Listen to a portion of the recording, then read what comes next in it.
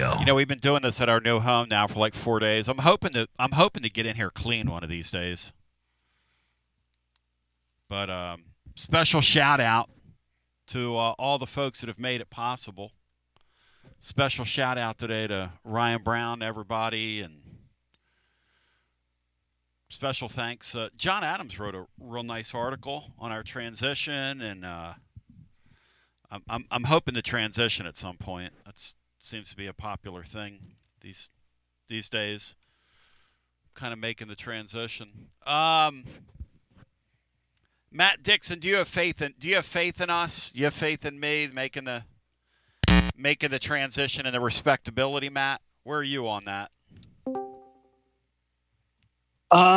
Well, between Laura and some of the people at Fan Run, and you're surrounded by enough people, you can make a nice transition. Yeah. It's pretty great. So yesterday, guys, before we do because we're going to get into the football weekend, I had an incredible time at physical therapy yesterday. They were so I got my MRI back. I've got more holes in my back than like Swiss cheese, right? So they were working these muscles yesterday that I didn't even know I had, and I woke up today and I am like, wow. I feel like I got twisted into a pretzel yesterday. But I'm pretty fired up, focused, and prepared, and pretty excited to be with you today. And we're going to talk about what we learned in week one and the weekend to come. And, you know, guys, off the jump, Matt, what is your, when you think about Tennessee and the rest of the way, because I was just talking to a buddy of mine that kind of covers this deal, and we were sort of comparing notes. How much of the injury situation concerns you on defense? A lot. It was my biggest takeaway and kind of storyline that came out of that first game. Just the number of injuries. They were at positions of depth, but it's still not good to have starters go out. In the first quarter of your first game. Didn't think they looked good at all. Jackson Moore, I think, got hurt on the third play of the game. Ricky Gibson got hurt early, never came back. I mean, I think those are very concerning because you got, an 11-game grind coming up over the next couple of months that you're going to inevitably have other injuries that crop up. You just kind of hope you really can't afford to have any injuries on the offensive side. I mean, that's the only kind of blessing in disguise is you've had some of these injuries crop up at the deepest positions on your team, which is, what you got, why you develop depth, and you have to play a bunch of young guys all the time because if you don't play them, they're going to leave anyway. Well, I've been poking around, on this Gibson deal, right? Because when Josh Heupel said a couple days ago that Gibson was going to be out.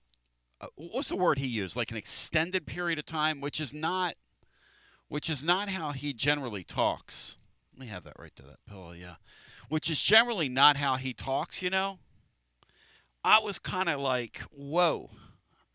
And we were talking the other day. Was he playing semantics there? Was he being, what was he being? And I don't think he was playing semantics. I don't think he was playing games.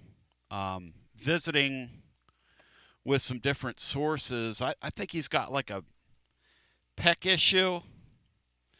And I believe he's going to miss a significant amount of time. So I just wonder, Matt, how much that weakens them, how much that exposes them when they get into some of these real football games.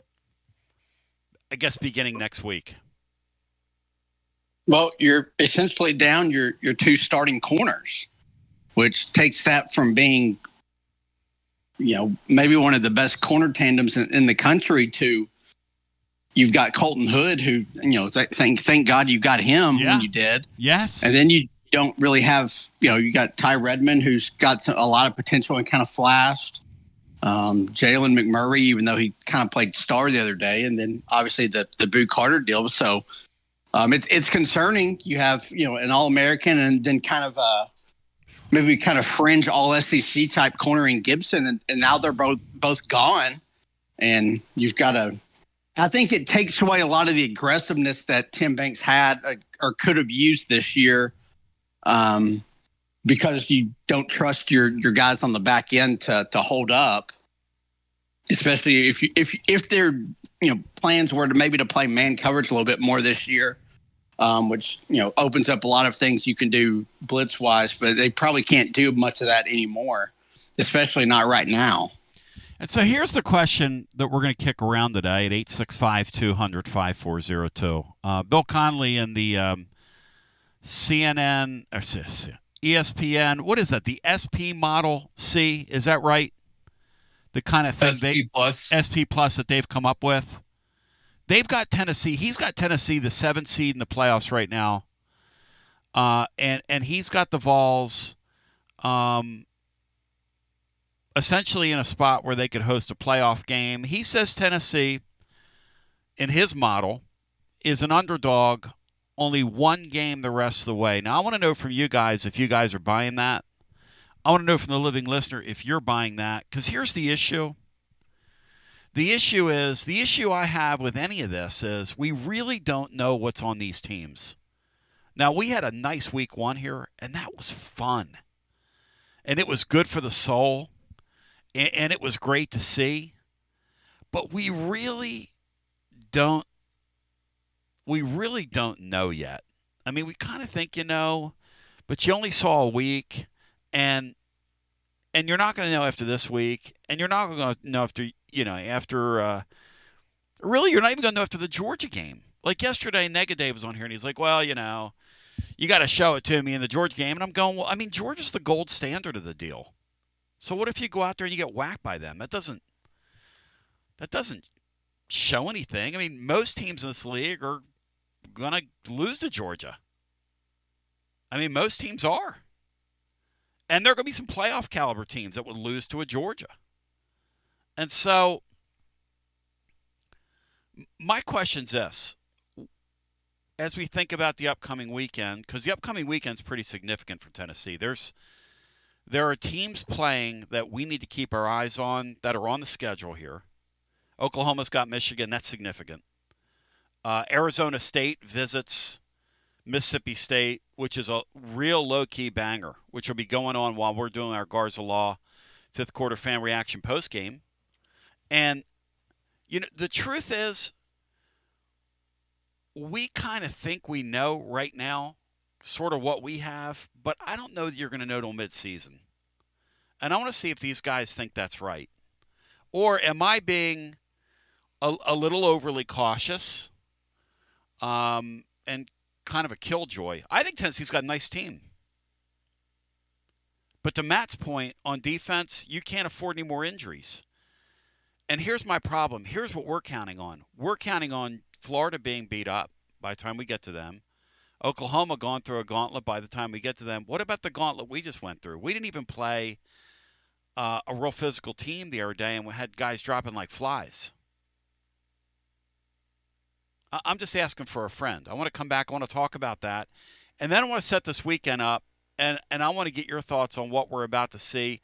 What 2 games, Tennessee game notwithstanding, are you most looking forward to seeing, which was our topic last Thursday? We had a lot of different answers. This week, the card is almost razor thin in college football, yet really intriguing because it's a great sport. And we come back with more. I got C in here. I got Brian Hartman in here. I got TGMD. I got you on a Thursday. And we got more on the other side right after this. Whether it's baseball, football, softball, church groups, or schools, if you're raising money, do it with locally roasted Grade A Grounds coffee. I'm Billy Miller, a Vol alum and Knoxville native. You keep 40% of sales, and we donate 5% back to our East Tennessee community.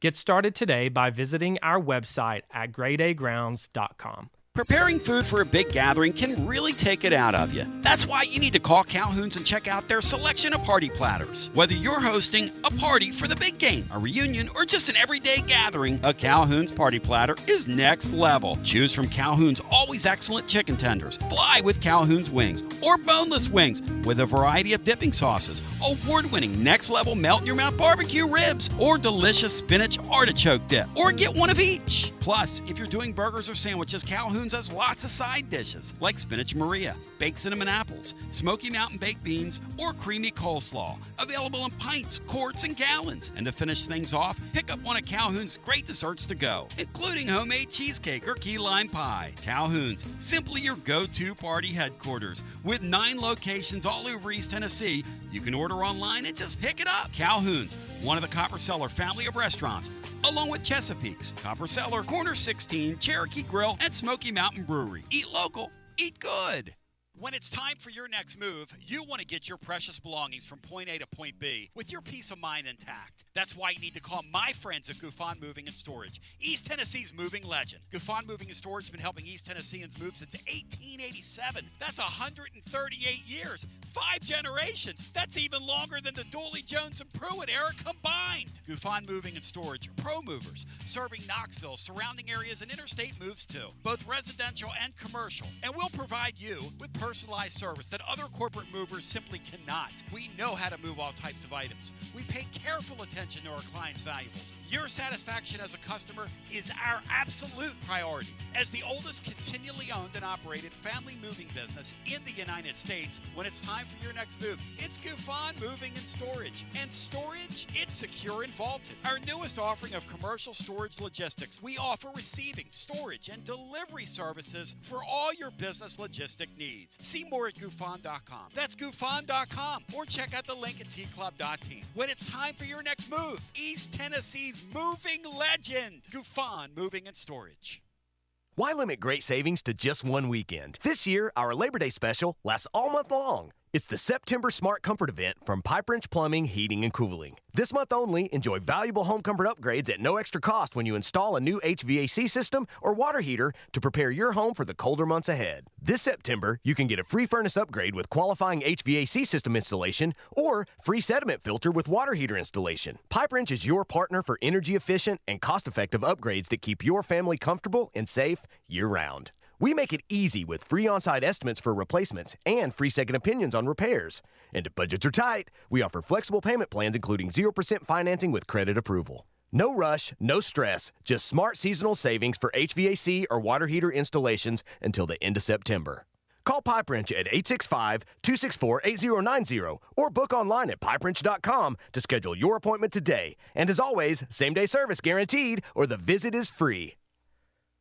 Life never stops moving, and between the 30-minute commutes, daycare pickups, weekly soccer practice, Tuesday night yoga, X number of coffee runs, and that weekend trip to Grandma's, you're racking up the miles. What you need is a tire that can keep up, a tire designed for doers, a tire that's going to last, like the exceptionally long-lasting Michelin Defender tire. With an 80,000-mile warranty and the safety and comfort you expect, you can forget all about the miles ahead and focus on getting to your destination or conquering your to-do list. Fleet Tire, I-275 exit 1B at East Woodland Avenue in Knoxville. That's Fleet Tire, I-275 exit 1B at East Woodland Avenue in Knoxville. Fleet Tire. Inward Half is committed to the game and the memorable moments that happen in between. From the tee box to the tailgate, from the green to the big game. For the first birdie with Dad, the first big win with Mom. Friday night lights, Saturday superstitions, Sunday traditions. Fall into the comfort and unparalleled performance of Inward Half. This fall, enjoy the walk-in. Are you tired of hiding your smile because of crooked teeth? At Knoxville Smiles, we've got the perfect solution. Invisalign. No metal, no wires, just clear, comfortable aligners that straighten your teeth without anyone noticing. Eat what you want, smile with confidence, and see results in as little as 6 months. Call us today for more information about Invisalign, 865-539-1776, or just visit us online at knoxvillesmiles.com. Smile brighter with Knoxville Smiles. Out-of-town law firms have been swarming into East Tennessee lately. From Memphis, Chattanooga, and Birmingham, they've stormed into the area. Wouldn't you rather do business with a local firm? You know, a true neighbor. Marcos Garza and the pros at the Garza Law Firm are just that. There are neighbors and friends that support local causes year-round. The Garza Law Firm works to serve you professionally on criminal matters, injuries and accident matters, and Social Security and disability filings. The Garza Law Firm is here for you at garzalaw.com. The Garza Law Firm. Let us help. TB back with you. As we welcome you back, we got the cast, the panel. I got C in the house. I got TGMD. I got Brian Hartman. I got SP Plus from ESPN. A lot of initials there. And we're going to open up the TLD Logistics Hotline. More letters. AC, you're kind of our science guy in here. You're like Bill Nye among us, you and Dixon. You're kind of our sports science guys here. What do you make of this Conley's SP Plus thing? Good model, junk science, somewhere in between, the best, the gold standard? What is it? Yeah, I mean, we've kind of talked about this a little bit in the past. There's not like there hasn't been anyway like a KenPom type widely accepted metric in college football. I think SP Plus is kind of closest we have.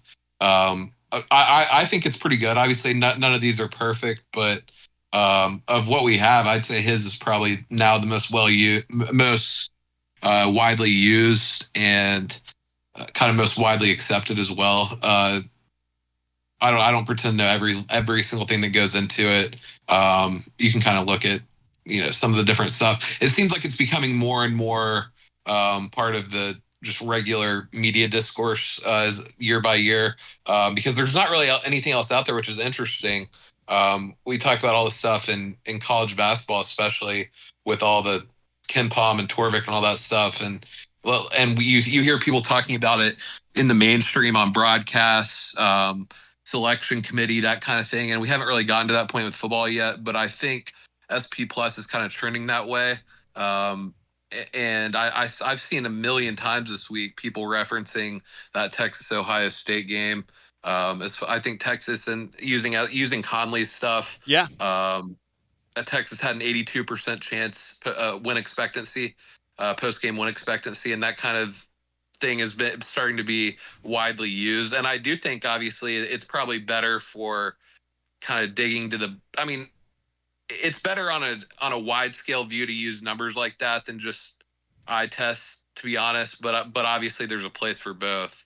And so I think it's good. It's anything like that's going to have flaws. I don't think I think a shorter 12-game season, it's a little bit harder, especially when you have such wide gulfs in some of the opponents played across those 12 games. It's a little bit harder than like a 40-game basketball season or some of the stuff you get with, especially like MLB, when you have the 160 games, you're going to get a pretty clear picture with the numbers by the end of it.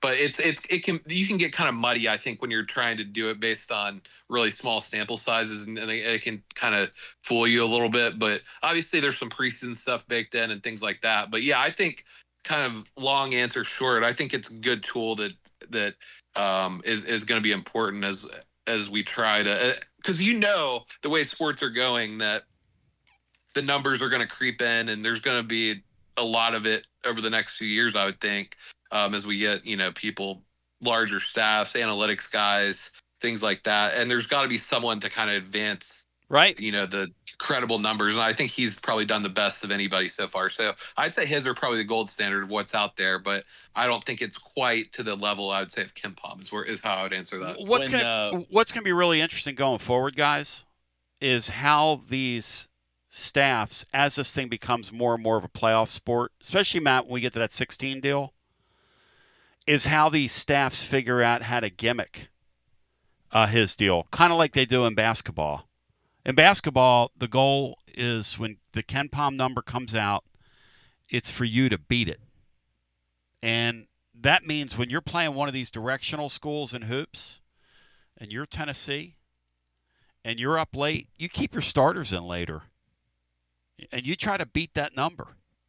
It's really interesting to watch them try to gimmick and finagle that number. So what you're telling me, C, is, and I don't want to put words in your mouth, but you guys tell me if this is a proper way to read this. It's a really good sign then that Connolly has Tennessee where he has them after 1 week. It's almost like mission accomplished. Is that a good way of looking at this? Yeah, I mean, there's still a lot of preseason stuff baked in. I think he was higher on Tennessee in the preseason than maybe some of the other power ratings, but I do think it's something to keep an eye on. I don't think it's, like I said, I don't think it's as perfect as Kim Pom, who, as we've talked about, Vegas uses almost exactly, because I think I heard you say that they have Tennessee favored in every game except Georgia the rest of the way. That's right. I don't think that would be accurate as far as Vegas. Like, Alabama is not Tennessee. If they played at Alabama on Saturday, it would be about a touchdown underdog. Okay. So as far as the Vegas ranking, so I don't. That's one area where I don't think his numbers are fully caught up. But I mean, that is a big difference. If you think about before last week, like the preseason look ahead line, Tennessee was plus 13.5 at Alabama. So it can move quickly. If I saw Alabama lost another nose tackle this week. They're down to their third nose tackle. So it's already moved 6 points in Tennessee's favor. I think it was 13.5 last week. I was looking, I think I would make it about 7.5 this week. So it could, I mean, by the time we get to that game, it's very possible, it could move another 6 or 7 points if things continue to go poorly for Alabama and Tennessee plays well. So, but I don't think his numbers are to the point where you can trust them.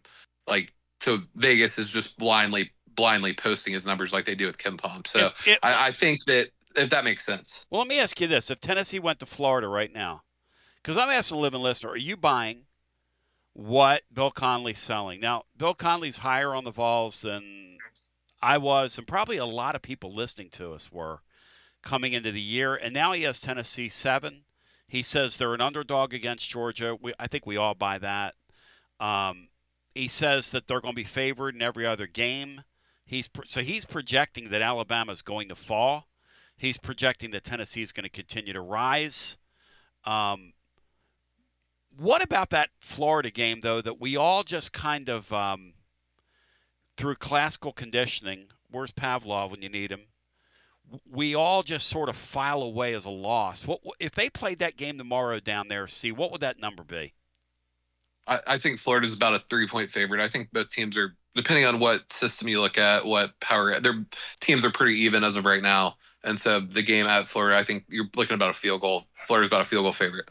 So, Matt, I come to you then, Bri. Conley might be on to something here, guys. Yes, Matt?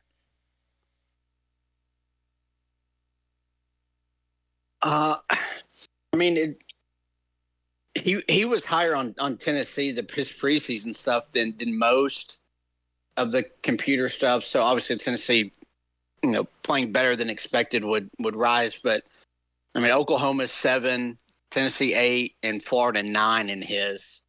And Alabama fell all the way to 11. But so it's not. I mean, like C said, Tennessee's not going to be favored in 10 of their last 11 games. They'll be, I would say, an underdog in at least 2 of them and probably 3 of them. But that's the beauty of the sport. It gets to play out on the field, and the on-field, like the end result, doesn't always reflect the numbers and his data. I mean, there's some power rankings that still have Texas ahead of Ohio State, and if they played this weekend again, Texas, Ohio State would be a slight favorite again, but not a lot. And if Alabama played Florida State again, Alabama would still be a favorite, not as heavy a favorite. But so it's fun to look at, fun to talk about, and gives you kind of an overhead view of where teams stand from a kind of a non-biased type deal. I guess even though there can be bias in these rankings and numbers, but it's kind of an overhead view of all the teams and gives you a good idea of where they stand. Yeah, and I guess the difference is, right, when you start thinking about college basketball, those teams play each other in November, which, I mean, how much it matters, who knows? We can debate that because it's still a tournament sport in March. But it does give you an idea of the strength of one roster versus another. And there's so many moving parts in college football, which leads me to this. When does what we see on the field, guys, to you become real, and to the listener as well? Like, I don't know what we saw from Tennessee's offense over the weekend. It was really impressive. Okay, let's just start there. It was really, really, really super impressive. But I don't know how real it was, if that makes any sense. Like, because it takes two to tango, as the old saying goes. And that Syracuse team can't play on defense. They just can't move. And you could see that. They look like one of our bad defenses back in the day. And here's the thing. Two things can be true at the same time.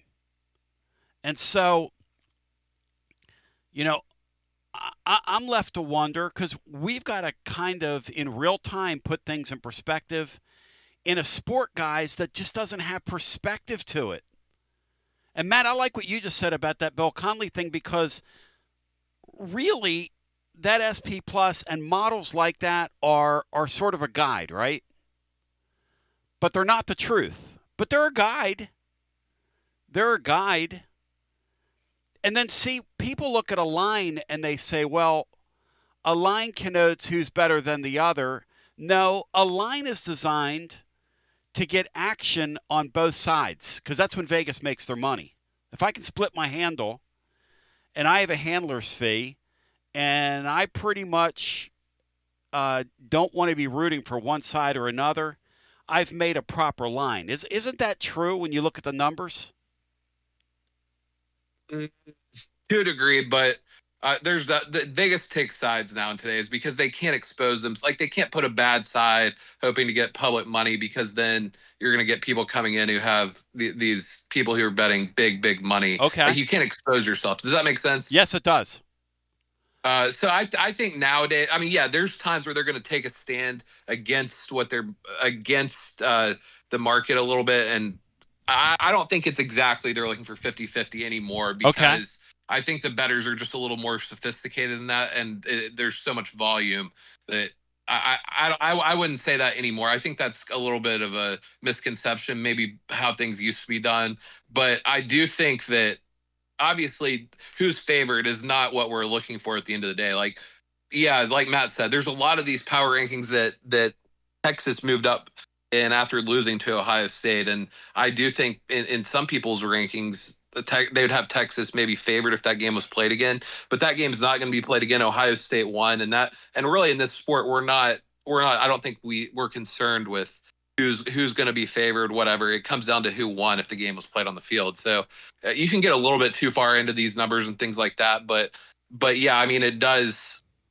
I mean, I think there's value in it for sure, especially when kind of comparing two teams. Who's favored is a good way to kind of get a bird's eye view, like Matt said, of team quality and things like that. But I mean, teams win as big underdogs in this sport all the time. And just because Florida State would be underdogs again against Alabama doesn't mean that takes away from their loss or anything like that. And as much movement and player movement as there is in the sport, there's going to be huge adjustments. Yes. Continuing on for the next month. So even if I say Tennessee is right now would be a 7-point underdog against Alabama, that doesn't mean that they would be an underdog when the game's played. Which is what you said, Alabama right? Could be right. just as bad as they looked. Right. I mean, Conley's kind of counting on that. Go ahead, Bri. When do the markets sort of catch up with what happens on the field, and you start seeing lines that are more legitimate? Does it take a few weeks? Does it take until October, November? Yeah, I'd say it takes at least a month in college football. I think the NFL is kind of known as having the sharpest lines. That's the most action. Tony, we were talking to your guy VIP Play Will about this. Yep. And he said that, I mean, it's kind of what you'd expect. The sports that get the least amount of action, like if you're betting tennis or kind of the UFC, a little bit more of the niche sports, those are going to be those lines are going to take longer to catch up. If you have information, if you have a model, if you're really dialed in, you might have better information than the books do. But when you get to the NFL, they're going to be sharp quickest. Like maybe within 2 or 3 weeks, they're going to have the best lines. College football, they're getting a ton of action, so they're going to be caught up within, I don't know the exact time, but month or so, they're going to be better. But yeah, early in the season, there's soft lines. Really, like the first week, If you know what you're first 2 or doing. 3 weeks, there's ways you can beat the market if you have some kind of edge that maybe they don't have, especially with all this transition in the portal. The lines are not exactly exact at this point. To be fair, one thing I wanted to point out, because we talked about this a couple days ago, it's a low-key banger on the card this weekend, and it's significant for Tennessee.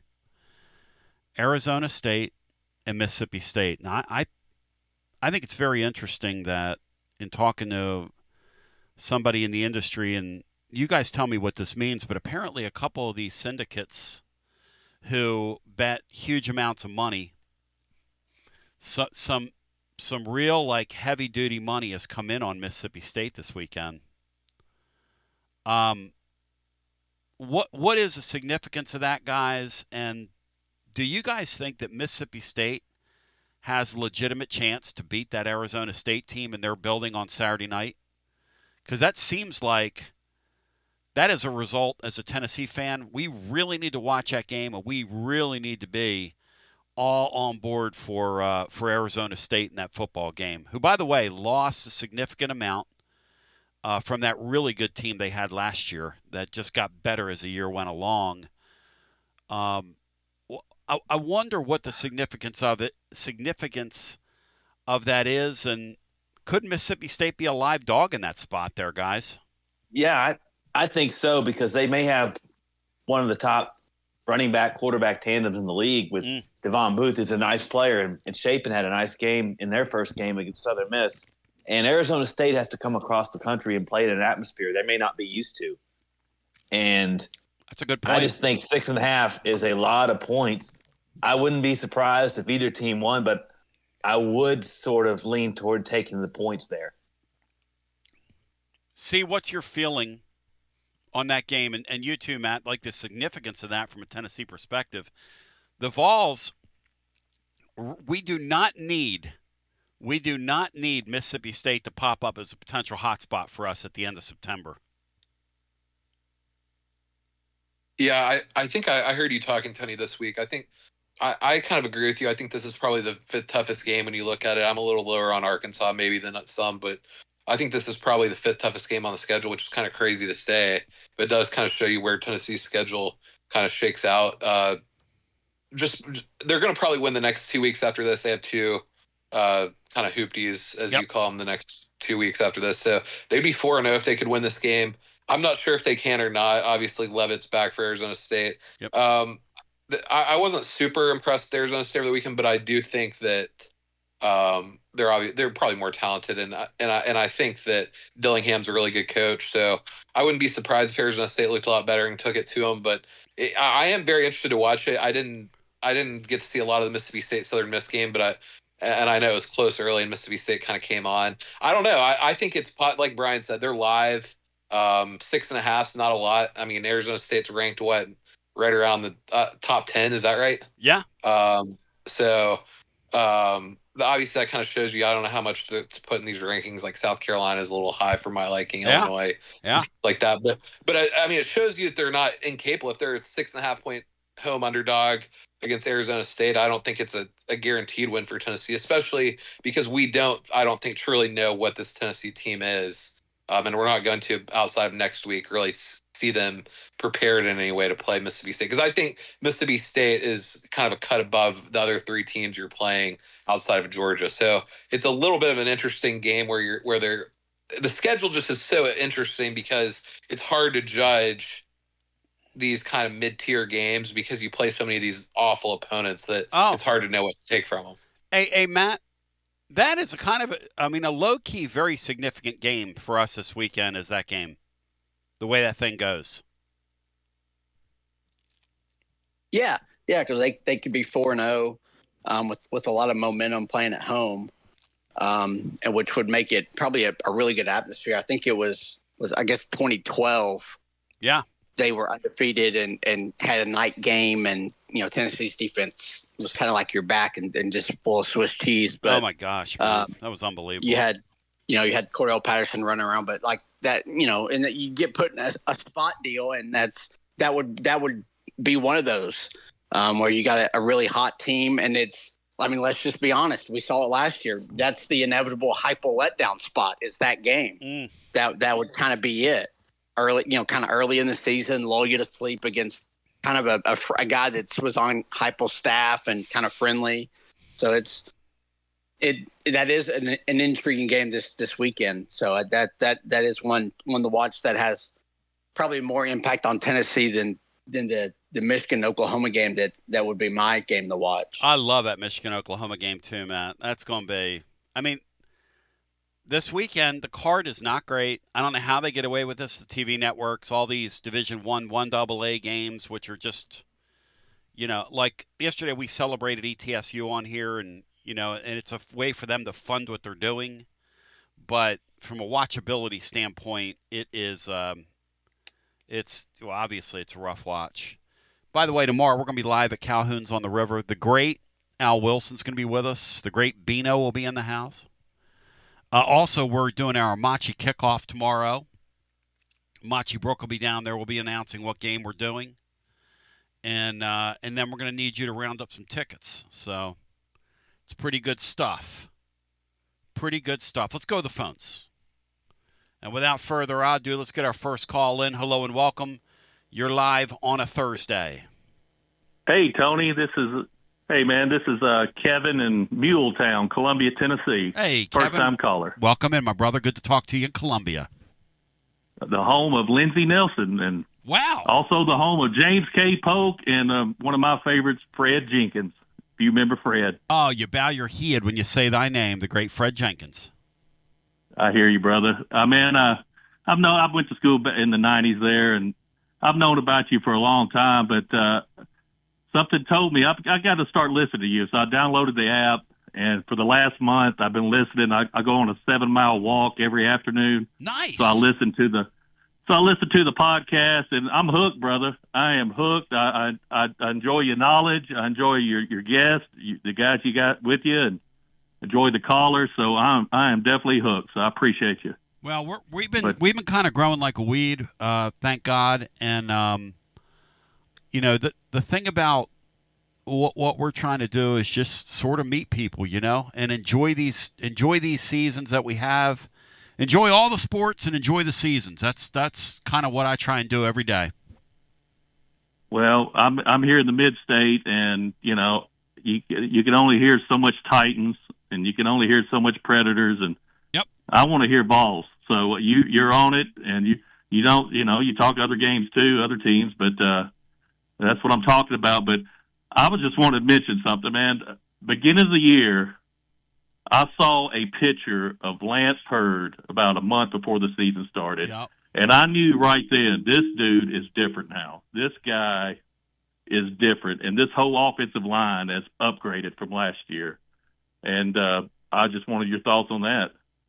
Look, I think Lance Hurd worked really hard in the offseason to get to where he wanted to go. He looks completely different. Last year he came into camp a little beat up, a little injured, a lot out of shape compared to where he wanted to be. And good on him, man, because he looks like a totally different player now. And, Matt, he looked like a completely different actor over the weekend, did he not, in the Syracuse game? Yeah, he was really good. I mean, your whole line was outstanding, which, given you had to move, 3 guys around, probably says more about Syracuse than it does Tennessee's up front. But no, Lance Hurd looks different, and it's one of these guys that this is an NFL contract year. Would say contract year, but that's every year now in college football. But an NFL contract year for him, and it looks like he's going to take full advantage. I mean, he was a 5-star, yep. Top 20, top 30, overall recruit yep. when he went to LSU. So I think he's got a chance to really shoot up draft boards this year with a good year. But like you said, he's finally healthy, and it's year 2 in the system, which maybe doesn't matter as much to a lineman, but there's still some. Something to being in a system for your second year and feeling more comfortable in it. Hey, we upgraded at every position, I think, on that line. I mean, Pendleton, I loved Cooperman, but he underachieved, to me. And this Pendleton kid, who I think has multiple years, he looks like he's going to be a leader. But, Hey, Tony, I appreciate you, brother. Look forward to listening to you some more. Thank you. Thank you, brother. Yeah, I don't know if I would say that Cooper May's underachieved. I think Cooper May's got everything out of his God-given ability, and there's something to be said for that. I mean, he worked really hard at it. The Pendleton guy, though, was a nice piece of homework by Tennessee, and pretty fortuitous that they got a guy that could play guard and center at a pretty high level. And don't forget Mo, or the guy from Arizona. You're right, Brian. What's his name? Wendell Mo. Wendell Mo. Here, the deal is with all these organizations, and I say the word organization because he said this earlier. You've got all these people inside these apparatuses now within these programs. The importance is you better be on your evals. You better be on your evals. You better be on your game when you're in that portal and you're evaling guys. And that's why, Matt, my curiosity, and people pointed it out this week in lieu of the way Joey football played, I just can't get over how they found this guy that just kind of fell into their lap. It looks like he fits their system better than the guy they wooed and paid all those millions of dollars to. It's so odd. So strange. And it will be the second time that's happened because they did that happened with Hendon Hooker too. They actually went through a spring with Hendon Hooker and decided they needed to go get a quarterback. Yes. And then, it's really weird. I would love to know what Heupel does differently with the guys that he doesn't think fit his system that wind up, being better quarterback. I wonder what he adjusts because it's a fascinating thing to see happen. And this appears to be the second time in a row that's kind of happened. And that Heupel's handpicked guy isn't as good as the guy that kind of was just there. Hey, see, that doesn't seem possible, does it? No, it is very interesting that I don't know what to make of it either, to be honest. I've thought a little bit about it and talked to people. I don't know. It's got to be something. I think somebody said it earlier this week. It's got to be. I think maybe John Adams might have said it. It's got to be just looking for the arm strength and having kind of that dream of being able to just make all the throws and open everything up in the offense. And maybe it clouds maybe some of the qualities that are even more important, like decision making and ability to scramble and things like that. But I don't know. It is very interesting how he seems to really, really be fixated on, having that NFL arm. And sometimes it seems like it's kind of worked against him when some of these guys who are just take what you can get guys have been look like the better fits when you talk about Hooker. And then we don't know for sure with Aguilar, but like you said, it definitely looked better, at least to the eye test in one game than what we saw from Milton or Nico. It is such a curiously strange thing, but let's go back to the phones and get our next call in on your TLD Logistics phone lines on a Thursday. Hello and welcome in. You're on the air. Hello and welcome in. You're on the air. Try this again. Hello, welcome in. You're on the air. In 3 and 2 and in 1, sold to the lady in the red hat. Hello and welcome in. You're on the air. Hey, what's going on, Tone? Hoojavar Ryan. Welcome in, buddy. Yeah. Here's my question, and I totally agree with everybody's analysis, and I think Matt and you are doing a good job to say very positive things, but everybody, let's relax a little bit. I do have one counter to throw on the corner point. I think we have lost our two most experienced corners. Mm-hmm. It's early, but is it possible we didn't lose our two best corners? Is Hood for Ricky Gibson an even swap? What do you guys think? Might be too early for that, but I think there's a potential there. Hey, Matt, that's a crazy thing about this player movement is that when you look at these rosters, anything's possible, isn't it, Matt?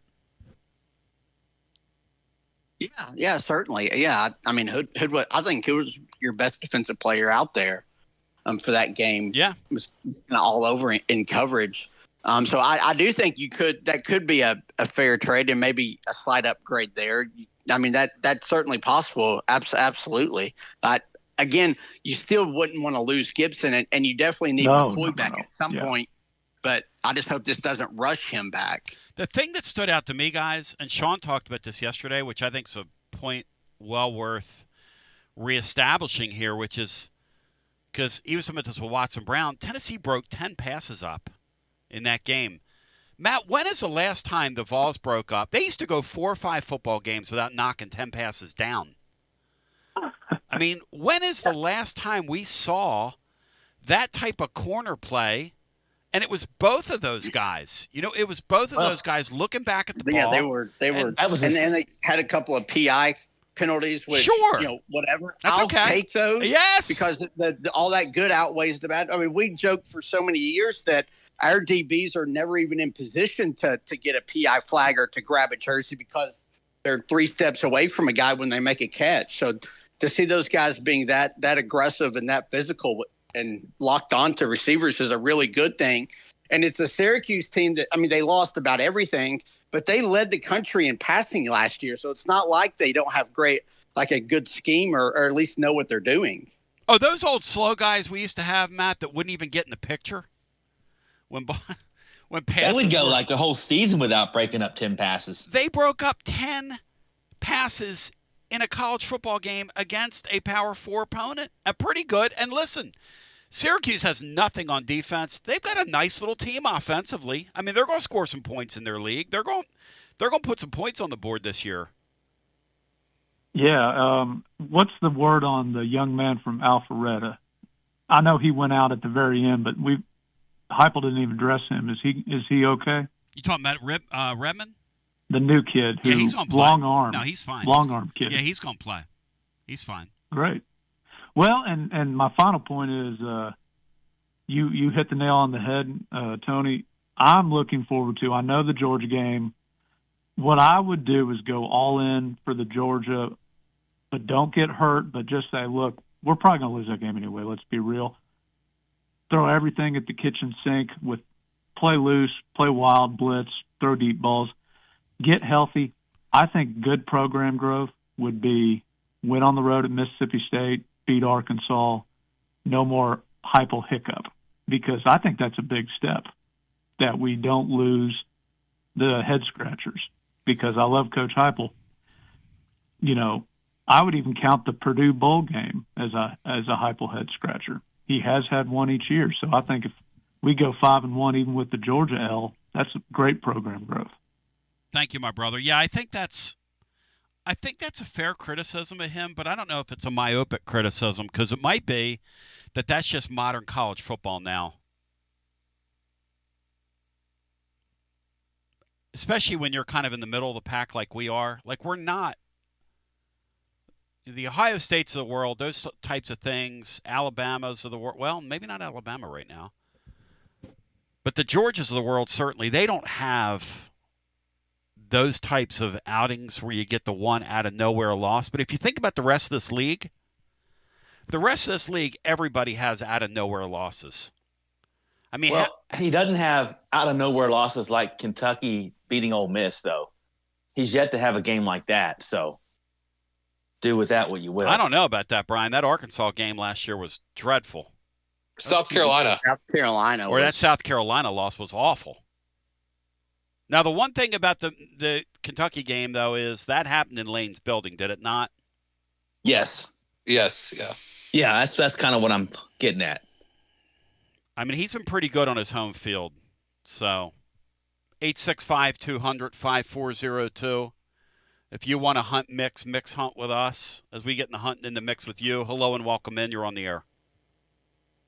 Hey, guys. It's Rusty. Hey, Rusty. Welcome in. Thanks, brother.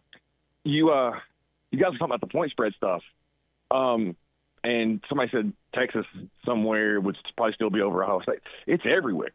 Texas would still, on a neutral field, be favored over Ohio State by basically everybody that does a model and a power rating. So Bama would still be favored over Florida State significantly by like every model on a neutral field. Yeah, it's pretty interesting. Yeah, I don't know where Steve, did you say that Florida would be 3 over us right now? Is that at Florida or is that neutral field? Florida No, that was favored by 3? those teams by most of the rankings I've seen are right on top of each other. Some people have Tennessee a little ahead, or some models have Tennessee a little ahead. Some have Florida. So I was saying at Florida, I think you get the 3 and 3.5, probably 3 even would be my guess, just for the home field. I think it's probably a pick 'em on a neutral between those two if they played on Saturday. Yeah, I would say from Florida to I think Florida in most of the power ratings is around 8. Tennessee's around 15 or 16. I think from 8 to 19, it's about a point on a neutral field. All those teams separated by. It's so convoluted and everybody just clumped together. Yeah, I've seen FPI, I know, and SP Plus are a little higher on Tennessee. It's very interesting. I know Josh Pate put a thing out that had Tennessee closer to the mid-teens and Florida a little higher. But like you're saying, there's a pretty big gap, I think, after those top 5 or 6, and then when you get 8 to 20, something like that, there's not much of a difference between those teams as far as setting a spread. Yep, Pate has Tennessee at 14, but he said he doesn't agree with that model. He has Tennessee way higher than 14 in his own personal, but the computer's spitting out where Tennessee is. But Tennessee's 14. I think Clemson's 13, one spot ahead of them. I mean, it's all convoluted. You guys, and then the other thing, you guys were talking about going with the quarterbacks with the bigger arm and more talent, and it's happened kind of twice now. And then the guy who might be better fit fell into his lap. The NFL has scouts galore. They have a lot of times 6-7 years of footage of these quarterbacks playing in high school in football pads, college in football pads. They interview them till the 10th degree.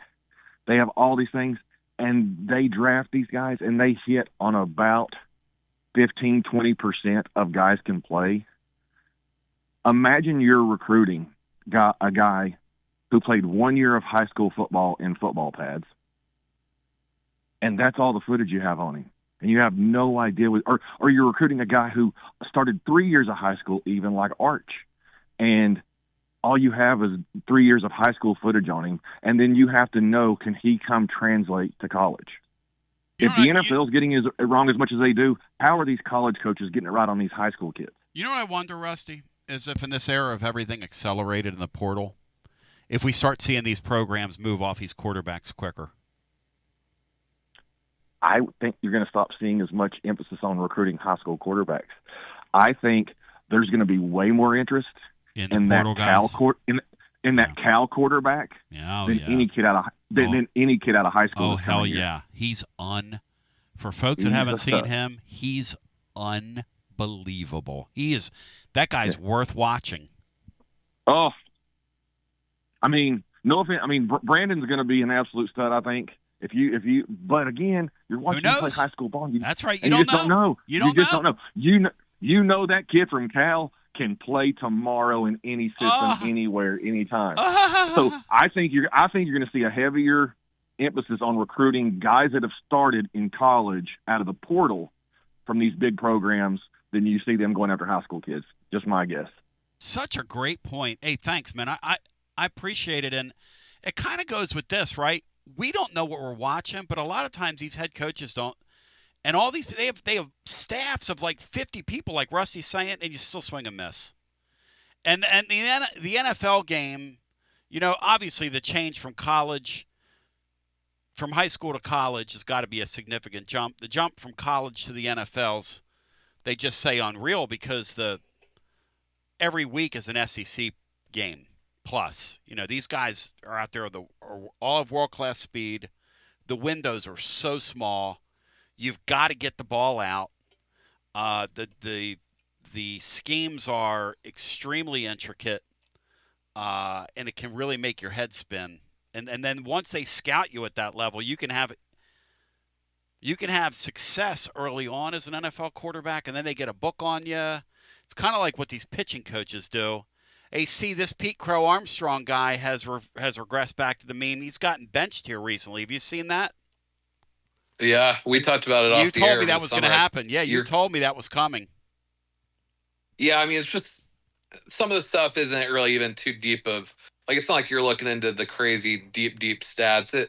The Pete Crow Armstrong stuff, there was a lot of stuff there that kind of suggested that was coming, just the chase rate and stuff like that. And he hits the ball really hard, plays really good defense in center field, so he's still a good player. But as far as the regression coming offensively, it was easy to spot. And that's the thing we were talking about earlier. As these numbers get a little more detailed and people like Bill Conley kind of become a little more accepted, it'll be easier. Football is a little harder than baseball, I think, to quantify stuff just inherently, but it will be interesting to see if there's some better ways to evaluate and predict kind of certain traits and attributes. But yeah, in baseball, they've kind of maybe even overdone it to the point of they've got it down to a science.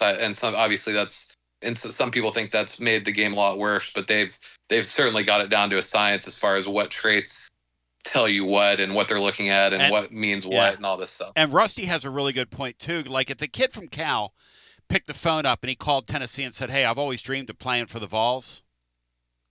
Let me tell you something.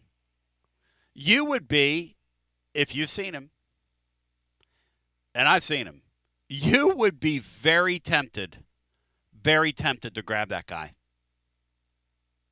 Anybody would be. I'm telling you, that guy is going to be. I don't think it's a reach to say he's going to be in the Southeastern Conference playing for somebody next year. I don't think that's a reach. Take a brief timeout. We come back with more.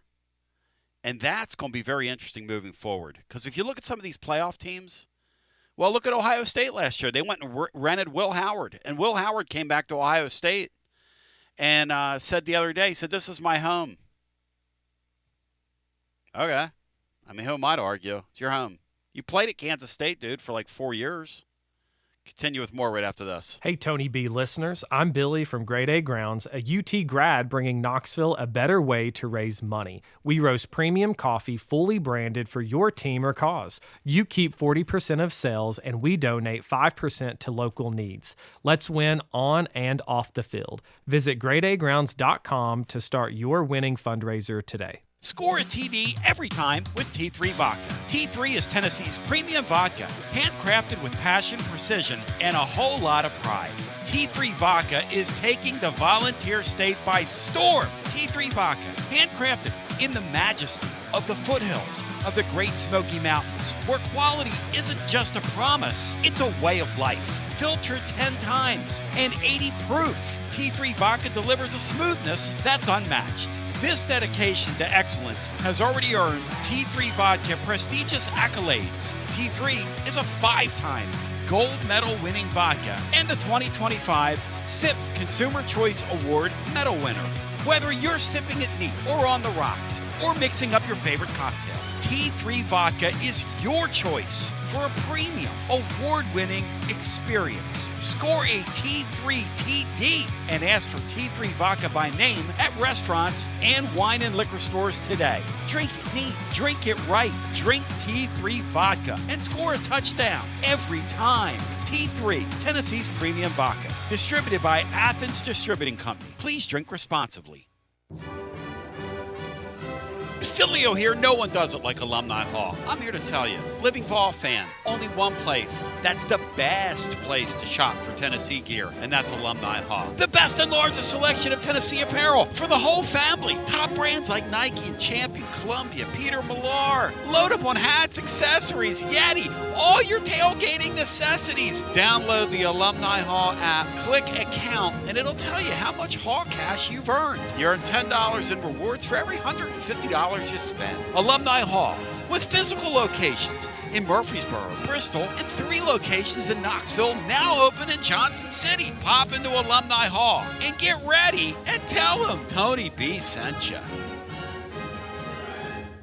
Hi, Hi, I'm Jim Simpson, owner of Simpson Meats. When's the last time you grilled a really good burger or steak? One your friends still talk about. Our goal at Simpson Meats is to make that happen every time you have a cookout. All of our cuts of meats, steaks, burgers, briskets, and pork are always fresh, flavorful, and sustainably sourced. We are family owned, so we know the importance of knowing how and where your food is raised. We have been putting quality first since 1888.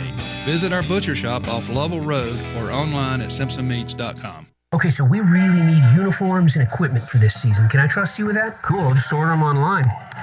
What? Yeah, I'm gonna hop online and I'm gonna get them ordered. Hold up, that's not a good idea. We shouldn't just spend money on some random online retailer, okay? I mean, it seems pretty convenient. Trust me, it's a terrible idea. Let me simplify this for you. SM Athletics. Okay, how do you pronounce it? SM Athletics? They're the go-to for uniforms and equipment, whether it's for universities, high schools, youth leagues, you name it. So why wouldn't you rather go with professionals who can guide us through the process, design the perfect uniforms, and deliver the best equipment? Yeah, I guess that makes sense. What's the name again? SM Athletics. Right. It's definitely smarter to go with a company that emphasizes customer service, fair pricing, and, of course, excellent products. Exactly. So, yeah, I guess it's settled then. For uniforms and equipment for all sports, it's SM Athletics. Yeah, it's another day, but what kind of day is it really? A day of doom scrolling? Laundry day? Nah, it's a White Claw day. Light and refreshing tasting, uniquely cold way filtered. There's an iconic flavor for everyone. So grab a pack, grab your friends. Make the most of each day with those who matter most. When you're together with White Claw, every day is a once-in-a-lifetime experience. You just gotta grab it. White Claw. Grab life by the claw. Please drink responsibly. Hard seltzer with flavors. White Claw Seltzer Works, Chicago, Illinois. Got a problem tree looming over your home? Call ECR Total Landscapes. Whether it's trimming, removal, or storm cleanup, our certified pros get the job done safely and efficiently. We're licensed, insured, and ready 24/7 for emergency calls. Big or small, we cut them all. ECR Total Landscapes. Call now for a free estimate, 865-384-2012, and mention promo code FANRUN for free stump grinding on any tree removal now through the end of the year. Also, visit us at ecrtotallandscapes.com. Basilio here for Budget Transmissions. TGMD, the great Matt Dixon, took his Ford Escape to budget, and like our gold bullet back in the day, it was a total mess. And now, Matt's back in the game. He's got a new transmission, axle, wheel bearing, both radiator hoses, engine mounts, coolant hoses. I mean, his Ford Escape was about to escape to the junkyard, but he didn't begrudge it. He took it to budget, and now he's on his way back to Omaha. Budget Transmissions, over 30 years in business, conveniently located in Bearden. All extended service contracts are honored. A gold certified Repair Pal member. 865-584-4391. 865-584-4391. Budget Transmissions. Don't begrudge it. Take it to budget. Hey there, Basilio family. Jennifer Morris here with Keller Williams Realty. The countdown to fall football is on. Is your fall plan missing the perfect home to watch the Vols make another playoff run? If a new view is on your game day checklist, I'm ready to help you find it. Don't wait until kickoff. Give me a call today at 865-694-5904 or visit my website at nextmovesmokymountains.com. That's nextmovesmokymountains.com, and go Vols. Josh Collins at Collins Insurance Agency. At Collins Insurance, we strive to ensure our customers receive better coverage along with bigger savings. Our community is important to us. We want to provide exceptional service to our customers. Anybody can provide great rates, great coverage, but can you also get great service? And hey, don't just take my word for it. What's up, everybody? Zakai Ziegler here. My family turns to Collins Insurance Agency for the best service, coverage, and price. So don't just go online and get some random insurance. Experience the Collins Insurance difference. Like he said, experience the Collins Insurance difference. CollinsInsuranceTN.com. CollinsInsuranceTN.com. And hey, their Mama Zizi approved. CollinsInsuranceTN.com. Thank you to Josh Collins and Zizi. One more thing, Tony. Go Vols! You're listening to FM 105.7 and AM 1340, WKGN Knoxville, and W289CU Knoxville. Fan Run Radio. Fan running with you on a incredible Thursday. And then coming up, ladies and germs, Chase Thomas. But in the meantime, we got you. And we're wide open for you at 865-200-5402 if you want to get in the hunt and in the mix with us. Let me hit the reset button here. I got C in here. We've had some great conversation in hour one regarding this weekend to be. And look, I'm a huge Eagle fan. My nephew Joe is watching up in Philly. Shout out to him. The Eagles and Cowboys get it on. Bang a gong, get it on tonight. I'm not talking about that because all politics are local. And, well, this isn't one of those real interesting NFL season openers. Why do you guys think the NFL chose to feature a non-competitive game as their Thursday game, C? They have huge fan bases, I think. Yeah, when you see those ratings come out tomorrow, Tona, you'll know. Did you see the numbers from that Ohio State game, guys? College football, a big audience used to be 4 million. They had 19 million people, guys, watching that Texas game the other day. Put that in perspective for me. See, what does what's a playoff game do in college football? I think 15 to 20, right? Maybe that's like a Final Four game. I mean, they had 19 million people. They had 19 million people viewing that thing. Those two huge brands, yeah. That's a huge number. That's like a bad week on it. That's NFL numbers, a not great NFL number, which is obviously those are gigantic numbers. And I'll say this: both those teams put on a great show for the product, but I continue to wonder aloud how long college football is going to allow teams like Syracuse to make games 4.5 hours long. And I know our fans were mad when it bled into our window, but Matt said it best. How could you not go off our game? I mean, imagine if they got their hands around that stuff, how great this game would be right now. And here's the other thing, and I'm not about it. It's all about the TV ratings. I'm not, whatever. But in the portal era, the game has exploded. And I don't know if it's because it's a part of the NFL model where the game's always in front of you. That's the one thing the NFL, and I don't even know if the NFL did it on purpose, but the NFL's turned itself into a 24/7 entity where every time you walk by, if you just put ESPN on in the background, okay, which in my house, it's background noise. I can't watch that stuff. And that Greenberg guy, I mean, my God.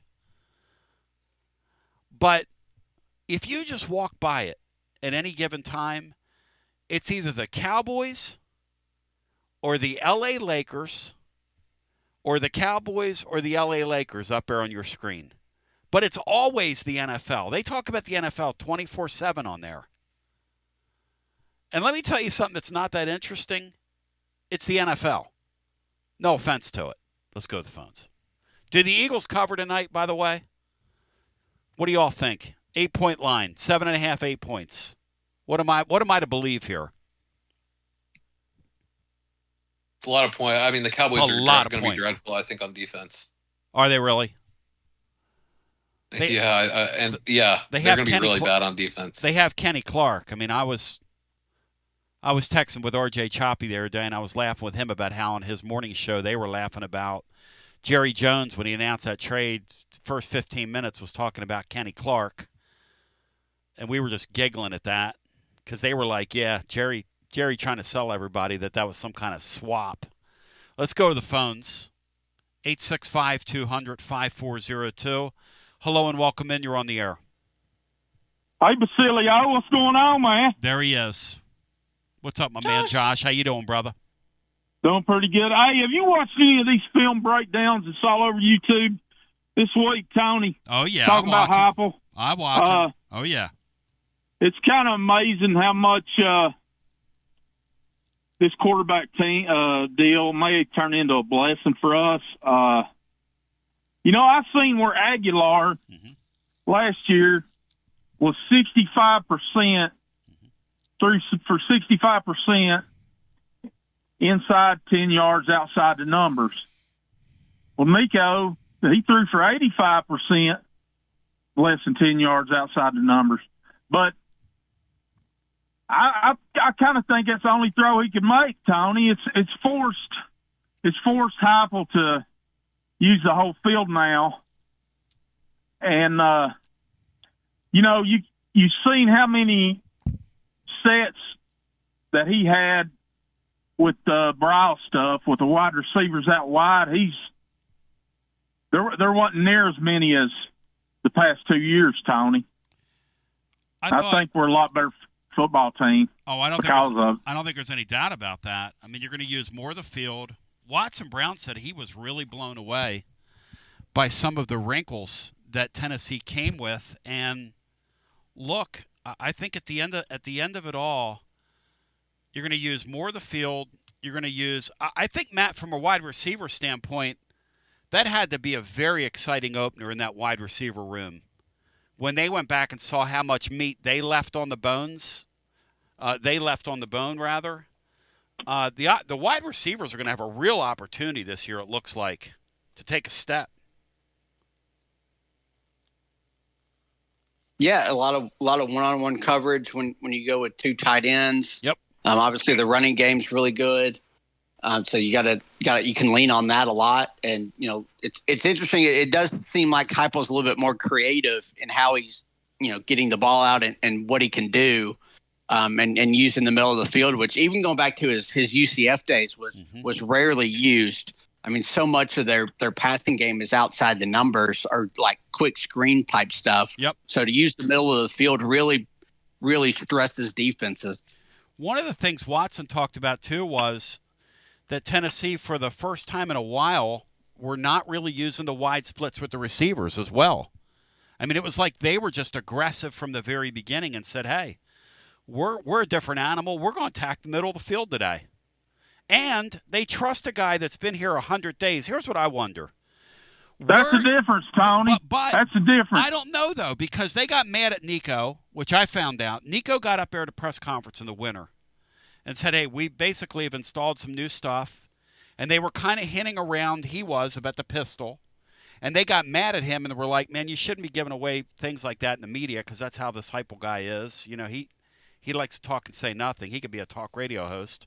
But I wonder if they were going to do that anyway with Nico. What do you all think? Do you think they were going to do that with Nico anyway? I don't think they trust Nico to throw over the middle of the field or Joe Milton. What do you Either think? one. What do you think, Matt? Were they going to introduce that?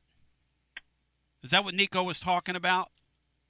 Well, they were going to do the pistol stuff was what Nico had mentioned, and I don't know if they were going to go over the middle as much.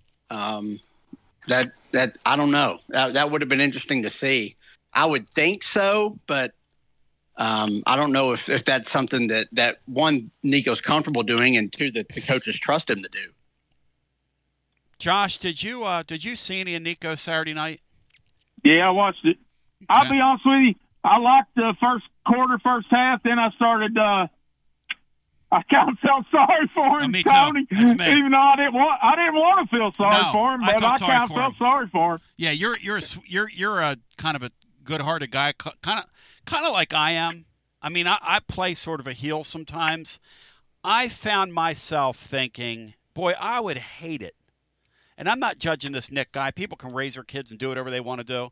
I would hate it if my decision-making and my haste put my son in that spot that he's put his son in.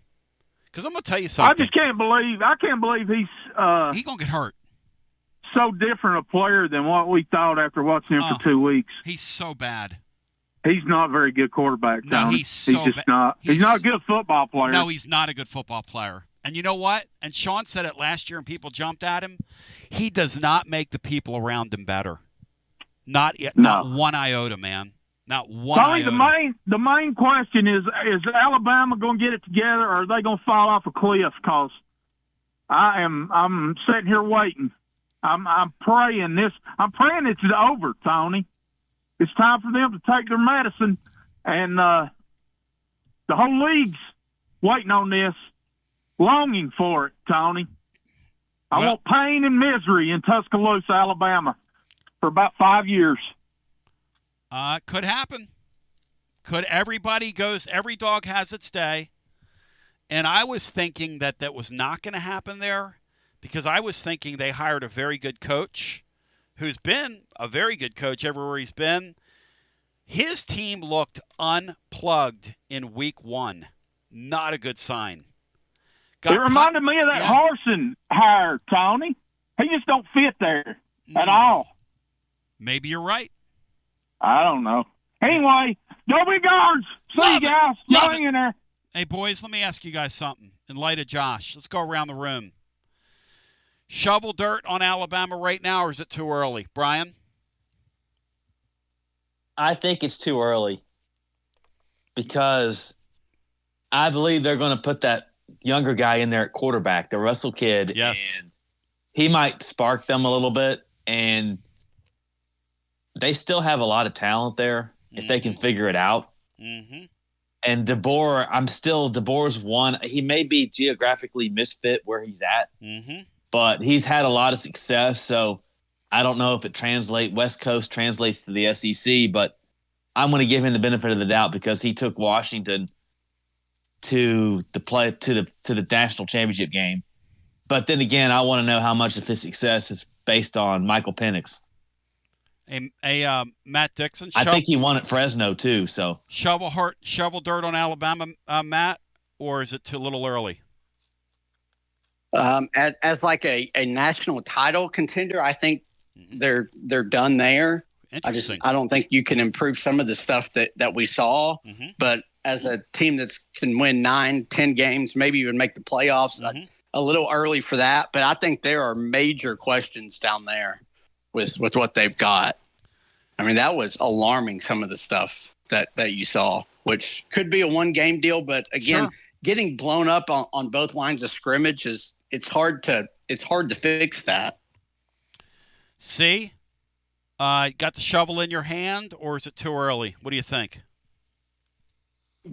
I kind of agree with both those guys. I'm not gonna bury them, but there were some concerning signs. The only thing that's keeping me from burying them is, like Matt said, obviously DeBoer's won everywhere, or Brian said, DeBoer's won everywhere, and I do think Keelan Russell is probably going to give him a little bit of a spark. And I don't think they're as bad as they looked on Saturday. I think that was probably kind of like the Oklahoma game last year. I know when it's in week 1, it's a little bit harder to say this, and you don't have any positives to kind of weigh it down. But I wouldn't be surprised if we look back at the end of the year and say that's the worst performance of the year overall from them. I think that's about as bad as I could even have imagined them looking. So I can't imagine that's not maybe the worst that we'll see from them. So I don't think they're one of those top tier teams with Texas and Ohio State and LSU, Penn State, that group. But I think that they can make the playoffs still if things go right. Yeah, it to me, it just doesn't seem like I'm just such a believer in talent. They're extremely talented. That's the thing about Saturday that makes no sense. Like you guys were saying, if they played the game again tomorrow, they'd be favored. And they're extremely talented, but there's got to be a disconnect there, though. That's a weird thing Florida about their deal. State might actually end up being pretty good. Well, that's right, Bri. That's exactly right. They could be we may look back on that. Alabama might have a pretty good season. They might rebound, but we might think, well, Florida State, they ended up, that was just a sign of things to come for them. And that's why what we see early in the year, we don't know how to put it in context. And as long as you have this portal, like yesterday on the blog, I refer to Florida State as team variance going forward because this is what this guy's going to do. And some years they're going to put it together and it's going to be unbelievable. Some years they're going to put it together and it's going to be awful. And maybe, Brian, this guy strikes gold again. Maybe they run off and go 11. Maybe they go 10-1 from here. And their lone loss is Clemson. And you look up and they go to the championship game and they get in the playoff. Because that win over Alabama, I know one thing. Florida State's cheering for Alabama from here. They want that thing to carry some weight. They don't want Alabama to fall off the table. I just – the other thing with DeBoer is, and I know people are shoveling dirt on him, let me tell you something. The guy is a great football coach. The guy is very good. Very good. I'll tell you who didn't look ready for that, Matt, is that quarterback, the kid from Martin, Tennessee. But I don't know how much of that was him even, because we were watching that here, and he was getting, during our post game, he was getting his face knocked in. I mean, he got hammered in that game, guys. Yeah, and their running game wasn't there, so No running Florida game. State could just kind of tee off. Yep. Receivers weren't really helping him a ton, but no, he obviously struggled too. But he was far from their biggest issue. But I think Brian said it that with the way that it looks like their season might trend, they're going to almost have to go to the 5-star freshman at some point, even if it's just to try to give their team some juice. They've got that game at Georgia here in a few weeks. Yep. That, I mean, it's hard to imagine them winning that one, but you never know. But they've got issues. Back to the phones. That was such a stunning result. Not as stunning as them losing at Vandy last year. Right. Even if you consider the spot that game was, but I mean, to see them just be totally unprepared and just out physical across the field in a season opener was just stunning. The way that they look, too, like the body language, the unpluggedness of them is really what's got to be. I mean, those people down there, they expect absolute perfection, and they were unplugged on Saturday. Back to the phones we go. If you want to get in, 865-200-5402. Hello and welcome in. You're on the air. Hey, guys, Dave. Hey, Dave, welcome in. I want to talk about this Mississippi State game and making excuses. There's no, they're bringing in 65 new players. Mississippi State is. Tennessee should win that game, Tony. There's no excuse not to win that game. Did anybody on this panel make an excuse? I said, here's my take. If Mississippi State wins this weekend, they will be a live dog when the Vols take the field down there. If that game goes off and they're 4-0, that's going to be one hostile atmosphere, and it's going to increase the difficulty of that game. And I'll stand with C, who says it's the 5th hardest game on Tennessee's schedule right now. I think that's right. It's the 5th hardest game on the schedule. Look, when you go on the road in this league, it's difficult. And to your point, let's say they do have all those new players, which they do, Dave.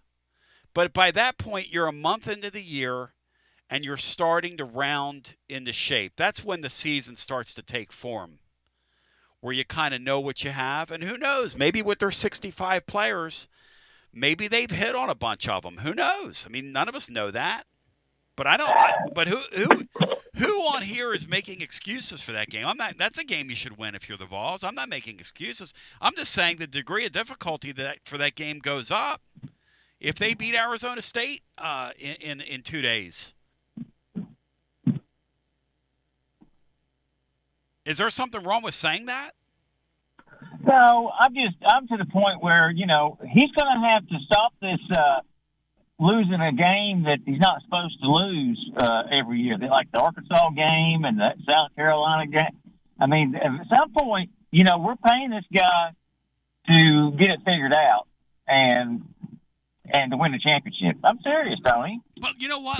Like one of our callers said earlier, when you're in the middle, like we are, sort of that 8 to 25 teams in the country, or 10 to 25, wherever the Vols are, who knows? It'll all shake out. Those teams are always going to beat each other, and those teams are always going to have moments where anybody can beat them. It's just the nature of this. Why do we look at the plank in our own eye and not look at other people? I mean, it happens to everybody in that deal. It's not just Heupel. Well, I hope it doesn't happen because I really like what I saw out of Aguilera on Saturday, and I'm not saying we were going to go 10-2 or 11-1 or anything like that, but I think we should win the games that we should win, and then there's a few games that maybe we can win. What's your number, Dave? Dave, what's your number? Now? Come clean with me. What's your win-loss when you're talking with your buddies, right? What's your win-loss record right now? Well, when I started the year, I just thought it was. Well, let's put it this way. Yeah. If I thought before the Nico thing in the spring, Yep. I thought that Tennessee could be a 9-3, 10-2 team. Okay. All right. I knew that at Florida, that's been a challenge. At Alabama, been a challenge. Right. At Georgia, of course, they're the top of the top. So that was my thing. Then when we lost Nico, I was thinking, well, maybe 8-4. You know, I don't know what we're going to do at quarterback. We get the Tagliere guy. Who knows how that's going to work out? But my 4 losses would be the three big ones, and maybe in Oklahoma, but not in Mississippi State. So that's where I was at. But then I'm slightly encouraged by what I saw on Saturday. I'm very encouraged. Yeah, I am too. And I just don't. I think if you lose the Mississippi State game, that just sucks the wind right out of your sail. I guess the point is, though, that Tennessee's schedule is so pedestrian in nature. Right. That Mississippi State is the 5th toughest game. I mean, you can credibly say that, I think. It's either Mississippi State or Arkansas here. And anytime you play on the road in this league is difficult. Anytime you play on the road at night in this league, and then that Mississippi State deal, Matt, with the cowbells and all that whole atmosphere, it's just a bizarre place to play anyway. Just bizarre. It's a bizarre scene. Well, the only time we lost to them when Mullen had that thing rolling there for a few years. Yep. But besides that, we've gone down there and usually, besides the 94 game when Peyton was a freshman, we usually have gone down there and handled business pretty well. Yep. So that's just my 2 cents. Y'all have a great day. Dave, you're the man. Read the blog today over at tclub.team. I put about 600 or 700 words of Tennessee basketball recruiting information in there. I think it's really interesting that what the Vols have done is they've loaded up the Duke weekend, and they're using the Duke weekend like they used to use a huge football weekend, which speaks to the backloaded nature of how these seasons are starting earlier and earlier. And so they've taken the opportunity to schedule a Duke exhibition game in their building. It's going to be sold out, 22,000, whatever the number is. It's going to be wild in there. And they're going to use that opportunity to show off the campus instead of a football weekend. It's kind of an interesting strategy there. Hey, T, you got an early line on that Duke scrimmage? No, not yet. Once KenPom comes out, I'll let you guys know. Will people gamble on that, C, or no? You can't bet on it. It's not bettable, I don't think. All right. But, I mean, you can figure out what the line would have been once KenPom comes out, so we'll be able to tell what the mock line would have been. Remember, Tennessee lost to Indiana last year in that deal. And it's hard to know because these coaches, some of them are trying to win at all costs, some are trying to get guys experience, blah, blah, blah. But, I mean, I think it's a good thing, like you were saying, Tony, for recruiting and things like that, to get a brand like that in your building. We better not lose to damn Duke in our building. I mean, I'll be ripping up that lifetime. No, never. No, I won't. As we continue with more on the other side, if Coach K was still there, that would be unhealthy. That would be an unhealthy thing with us in the same county. As we continue with more after this. Guests appear on the TLD Logistics Hotline. Online at tldlogistics.com. Whether it's baseball, football, softball, church groups, or schools, if you're raising money, do it with locally roasted grade A grounds coffee. I'm Billy Miller, a Vol alum and Knoxville native. You keep 40% of sales, and we donate 5% back to our East Tennessee community. Get started today by visiting our website at gradeagrounds.com. Fall officially begins this month, so now is the perfect time to make sure your home's HVAC system is ready for the season ahead. Don't ignore the warning signs that your heating or cooling system is struggling or nearing the end of its lifespan. And if you need fast, reliable HVAC repairs, seasonal preventative maintenance, or want to invest in a new high-efficiency system, then call the trusted HVAC experts at Pipe Wrench Plumbing, Heating, and Cooling. Whatever HVAC problems you encounter, our certified technicians will make a full assessment and then provide the best long-term solution to keep your home comfortable again all year long. We make it easy with free on-site estimates for replacements and free second opinions on repairs. And if budgets are tight, we offer flexible payment plans including 0% financing with credit approval. Be sure to ask about our 10-plus year warranties that are 2 times longer than industry standards so you don't spend a cent on unexpected costs in the future. So call Pipe Wrench at 865-264-8090 or book online at pipewrench.com to schedule your appointment today. And as always, same-day service guaranteed or the visit is free.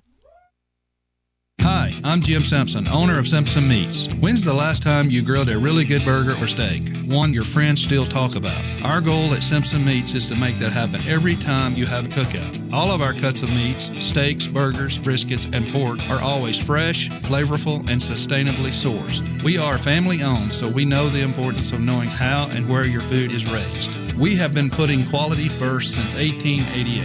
Visit our butcher shop off Lovell Road or online at simpsonmeats.com. A lime is not always just a lime. You see, some limes are lucky. For when a lime joins the salted rim of a crisp, refreshing Tres Dos Equis, that lime is no longer a mere lime, but a wedge of renowned Mexican limón. Muchas gracias, limón. And also, de nada. Enjoy Dos Equis responsibly. Copyright 2024 Dos Equis, imported by Cervezas Mexicanas, White Plains, New York.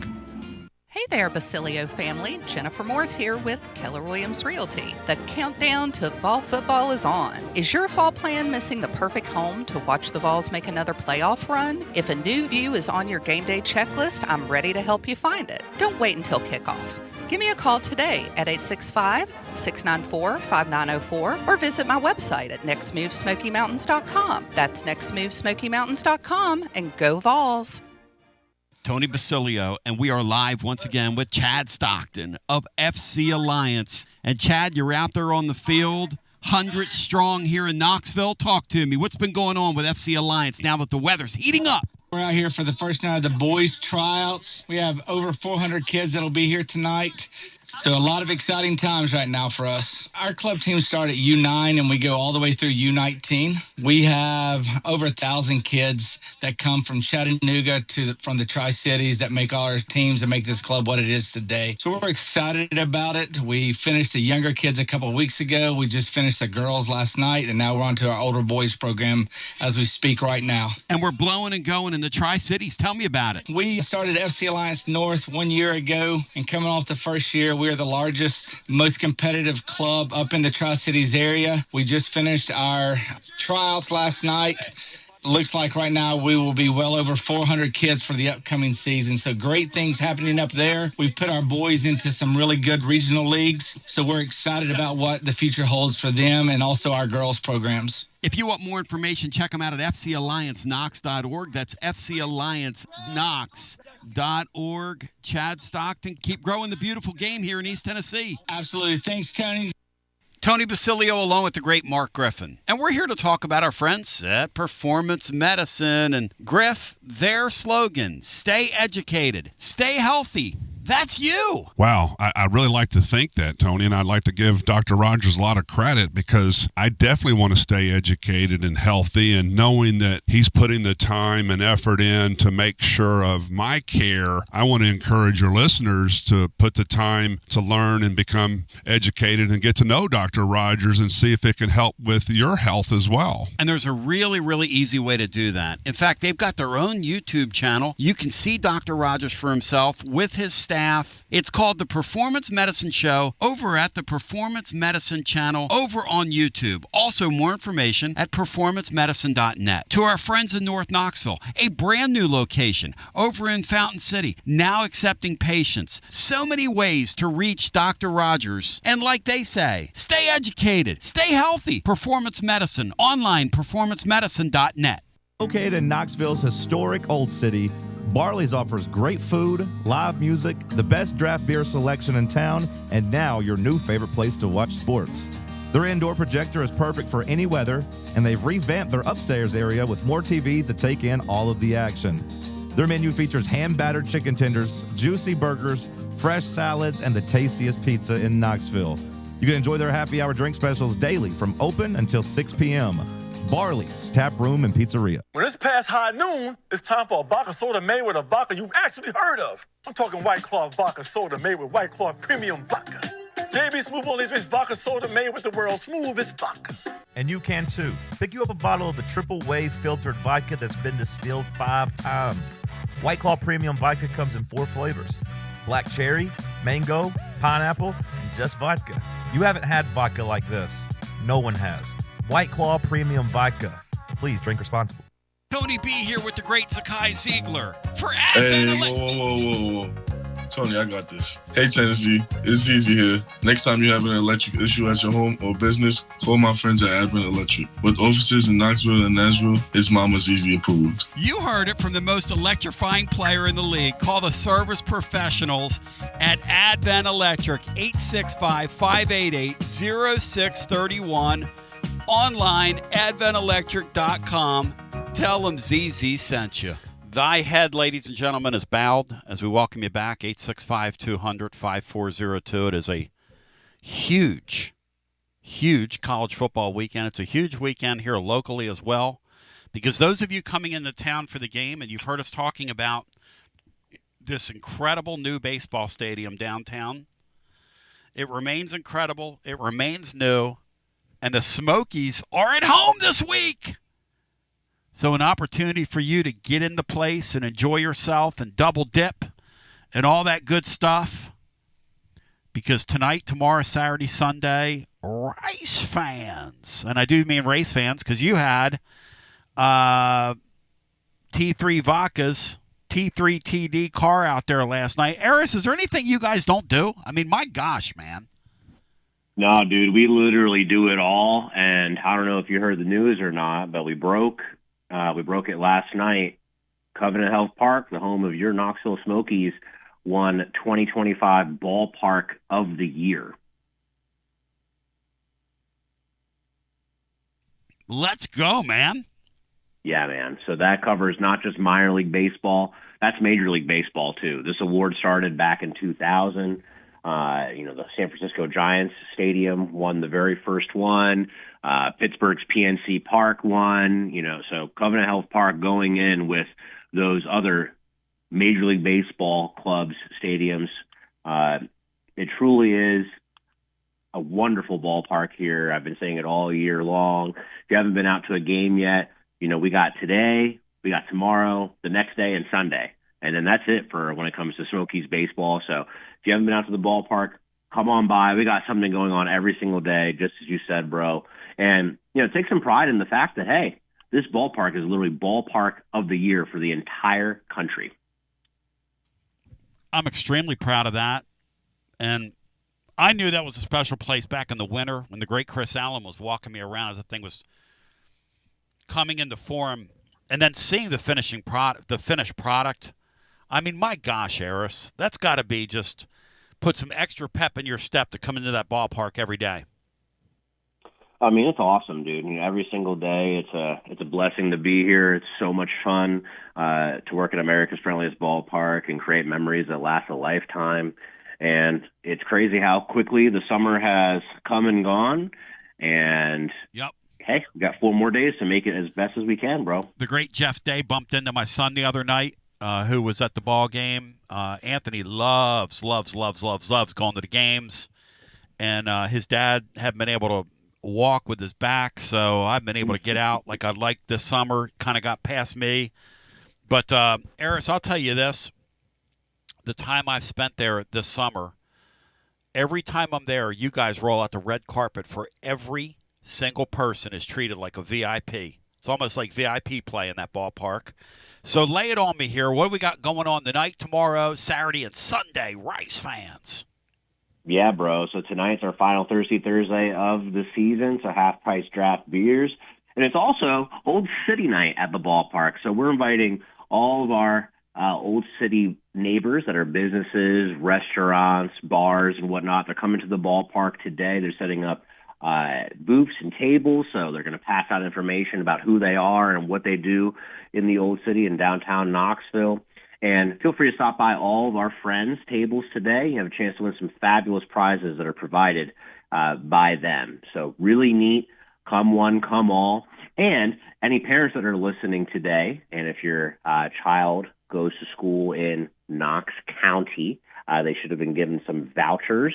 And today is the final day to utilize those vouchers to come exchange it for a ticket to today's game. So pretty neat. We had a huge walk-up yesterday of over 1,800 students go to the game yesterday. Wow. So, yeah, dude. So today's the final day to do it. I'm sure there's going to be a lot more. Come early and grab the seat that you want. So pretty exciting times here on a Thursday. And then on Friday, lay it on me. Hey, man, Friday and Saturday, those are our final fireworks shows of the season. The entire summer, every Friday, every Saturday, we've been lighting up the Knoxville sky with fireworks. So if you haven't come out to a game yet, Friday and Saturday is the chance to do it, where you can see fireworks after the game. Eris, and to the folks that haven't been, I'm just going to say, if you're coming in from out of the area and you're going to the ETSU game, a great opportunity for you to get over there. Should they buy their tickets ahead of time, Eris? Because I know you guys fill up on Fridays and Saturdays.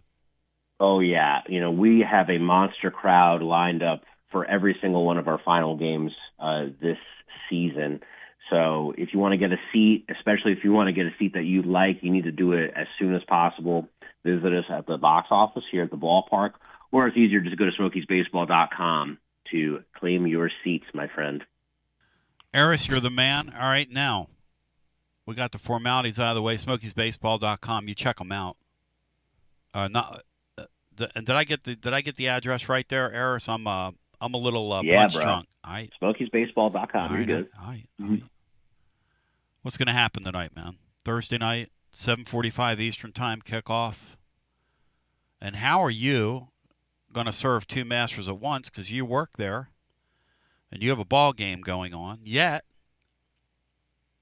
the Dallas Cowboy fans are out in full force right now. This is the season for them. They get to come November. They're going to put all their clothes back in the containers. They'll put them away for the winter till next summer again when they get their stuff back out. But right now, the Cowboy feathers are flying. What happens tonight, Eris, in that football game in Philadelphia? Well, I'll tell you this much. This is probably the best time ever to be a Philadelphia Eagles fan. You know more than I do. You've been a fan of the Eagles for longer than me, just because you've been on this earth longer than I have. So I am reveling in every single moment right now. And I'll tell you this much. You know, I love the comment that Nick Sirianni said about how, there's banner raising happening. No, we won't be out there for that. He has that team locked and loaded, ready to go. They're putting last season in the past. They're looking forward to another championship this season. The Eagles are going to steamroll them, dude. Like, this is not going to be a contest. Might be close for the first couple minutes, but it's going to be game over. Game over early. Eris is coming correct on Cowboy Nation. Coming correct. Eris, thanks, babe. Love you. Love you, bro. And love your show, man. I love your show. Thank you. Because he took it over there. On your TLD Logistics hotline as he appeared. And if you want to get in, 865-200-5402. Eris just said the Eagles are going to rain it down on them. All right, C, Matt, and Brian, I need a 3-team parlay this week for my parlay in college football. Now, tonight we're going to record another edition of Winners and Losers presented by our friends at Dos Equis. But last week I threw up a 3-legger VIP play, and it hit. and I want to stay hot. So, Brian, give me something that you really love this weekend that I should take under consideration for my 3-team parlay. Well, there's two games I really think are going to be winners. Ole Miss minus 10.5 at Kentucky. Revenge spot for Lane Kiffin. Kentucky, I think, sucks. Interesting. And Navy minus 21.5 versus UAB. UAB does suck. They have no defense. Navy at home. So those are the two I'd start with. AC, UAB's defense, one of the worst in Power 5. Is that right? They're not Power 5, but FBS, yeah. I mean, FBS is what I meant. Yeah, they're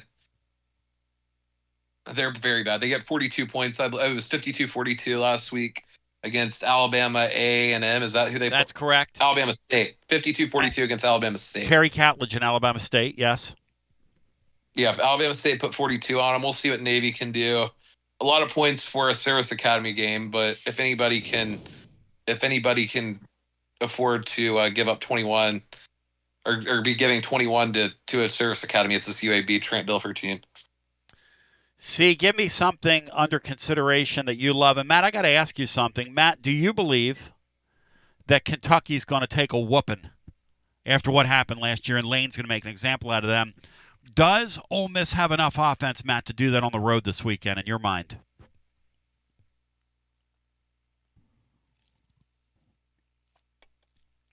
Because that's the question. What do you think, Matt? I agree. Sorry, I was muted. Do they have enough? I agree with Brian. It's a revenge spot. All right. And Ole Miss has plenty of offense. So, yeah, I think they put it on Kentucky because you can run it up on them pretty good. All right. I'm going to put that down. That Ole Miss matchup, that'll be fun to watch. Ole Miss with Kentucky. All right, I'm gonna take that under advisement. See, that game's on during our game, is that right? That's correct. That's correct. And our game's on pay-per-view, Yes. basically. Our game's on the alternate channel, which I call the alternative channel. See, give me an upset out there somewhere. Oh, give me something you really like. Give me something you really like for my 3-team parlay. I'll say it now. I'll try and let me find an upset real quick. I'll say what I really like for winners and losers. You have to listen to that. Thank you. Upset. I'll go with. I kind of like Baylor. I know you're not going to want to put this in your. You're very down on Dave Aranda. I don't understand why you would bet on Baylor this week. I mean, why would anybody bet on Baylor based on what you saw? I mean, yeah, defensively they're a little bit of a question mark, but a little I don't bit. really think SMU is going to be able to exploit them the same way that Auburn did. I thought Auburn had a good game plan. We've heard all offseason about Jackson Arnold and how badly he was playing in camp, and they're going to play all three quarterbacks and three different play callers, all this stuff. I thought Hugh Freeze did a good job against Baylor. They took what they were giving him, and Jackson Arnold obviously was very tough to stop at his feet. They didn't even have to use all those high-powered receivers. But I don't really think SMU is going to be able to do what Auburn did to him. And I think Baylor offensively showed some promise in that game. They moved the ball. They did have some fourth down conversions. I thought Sawyer Robertson looked okay. I'm down on SMU, so give me Baylor. This is down to like 2.5. I think Baylor wins this game outright. Hey, Matt, the Auburn quarterback, okay, who we saw at Oklahoma last year, I still have my doubts after watching him the other night. How can you have that receiving core and you're not throwing the ball at all in that football game? Is it because they didn't have to throw the ball? Yeah, they didn't have to. Baylor was letting them just gash them on the ground, and they took full advantage. No, Jackson Arnold wasn't good throwing early in that game. So no, I wouldn't trust Jackson Arnold either, even though those receivers are pretty good. Now they might have a game or two where it clicks and they play over their head. Yeah, that's kind of a Hugh Freeze special. But then they'll also have 2 games where they totally lay an egg. But no, I wouldn't trust Jackson Arnold at all. 2 teams have really given themselves an opportunity with their performances to grow into the season. Tennessee and Auburn both did that. with their openers in this league. But both teams, both of those clubs, both of those programs gave themselves an opportunity to grow into this season by looking pretty impressive. And obviously their opponent probably tougher than the one Tennessee saw. Dave Aranda, man, is he like 10 under 500 since they went 10-2 now? I mean, I know you laugh at that, but I'm not laughing. The guy sucks, man. The guy sucks. No offense to him. Well, Matt's talking about they're going to lose. Well, you know what the game they're going to lose they shouldn't lose is Diego Pavia owns Hugh Freeze. Remember 2 years ago they beat him at New Mexico State. Oh, that's a stone cold loss.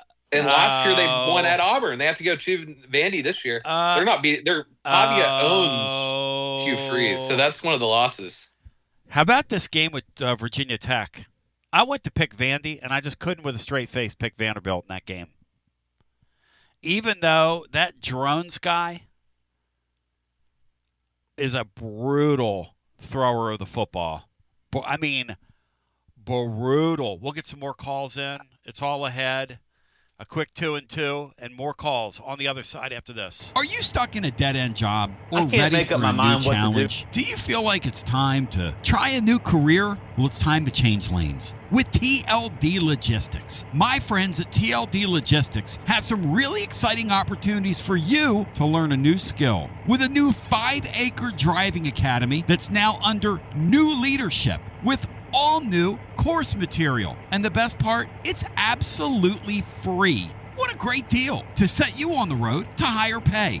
And TLD Logistics even offers weekly stipends to offset food and gas expenses. In 6 weeks' time, you could complete this course and be in compliance with FMCSA regulations. Then you're ready for the open road of opportunity. What are you waiting for? It's time to change lanes with TLD Logistics. Visit tldlogistics.com. That's tldlogistics.com. TLD Logistics. Yee-haw! I've been hooting and hollering ever since I started betting with the VIP Play app. VIP Play has more than 200 leagues, every bet type you can imagine, live betting and live hosts, all with 24/7 support from real live people when you need them. Start betting better with the VIP Play app today. Don't be a better, be a better with VIP Play today. VIP Play coming soon. Gambling problem? Call 1-800-889-9789. Must be 21 plus and located in Tennessee to bet. TB here for Cedar Bluff Plumbing, a live and local company that's been serving our area for over 32 years and counting because every customer counts, and I mean no job is too small. Cedar Bluff Plumbing just voted #1 by City View magazine because multiple plumbing experts are on call to serve all your plumbing needs. Chances are there'll be a plumber in your area when you call, and they won't send some salesman to your house. You're going to get a high character, trustworthy, highly trained plumber who will serve you. Not like some of these guys that look like they came off the set of America's Most Wanted. Cedar Bluff Plumbing is Basilio tested and approved and will go the extra mile for you because Chucky Mack is a servant of the people and my consigliere to the throne, celebrating over 32 years of serving living volunteers. Cedar Bluff Plumbing. Call 588-4448. That's 588-4448. Cedar Bluff Plumbing.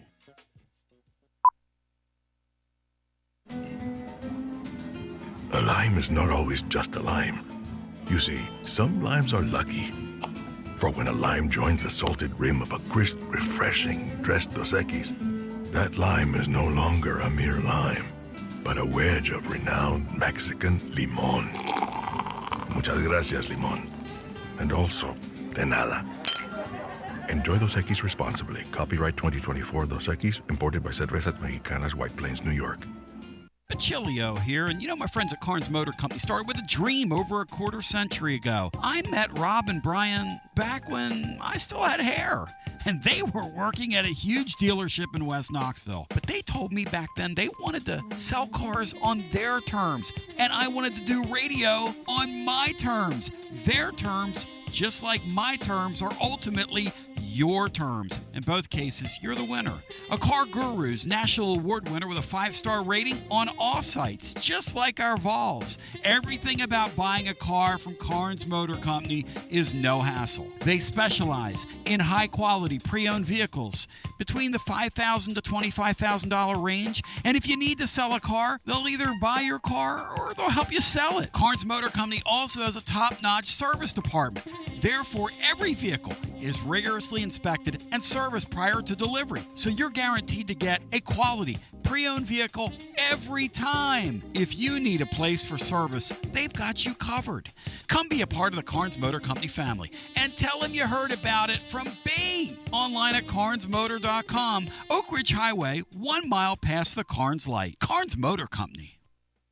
Preparing food for a big gathering can really take it out of you. That's why you need to call Calhoun's and check out their selection of party platters. Whether you're hosting a party for the big game, a reunion, or just an everyday gathering, a Calhoun's party platter is next level. Choose from Calhoun's always excellent chicken tenders, fly with Calhoun's wings, or boneless wings with a variety of dipping sauces, award-winning next-level melt-in-your-mouth barbecue ribs, or delicious spinach artichoke dip, or get one of each. Plus, if you're doing burgers or sandwiches, Calhoun's has lots of side dishes like spinach Maria, baked cinnamon apples, Smoky Mountain baked beans, or creamy coleslaw. Available in pints, quarts, and gallons. And to finish things off, pick up one of Calhoun's great desserts to go, including homemade cheesecake or key lime pie. Calhoun's, simply your go-to party headquarters. With 9 locations all over East Tennessee, you can order online and just pick it up. Calhoun's, one of the Copper Cellar family of restaurants, along with Chesapeake's, Copper Cellar, Corner 16, Cherokee Grill, and Smoky Mountain Brewery. Eat local,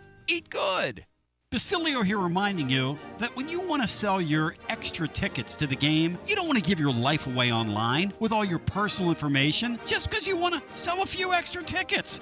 Clark Moore at Select Ticket Service will gladly buy your extra game tickets and your extra parking passes. And the best part?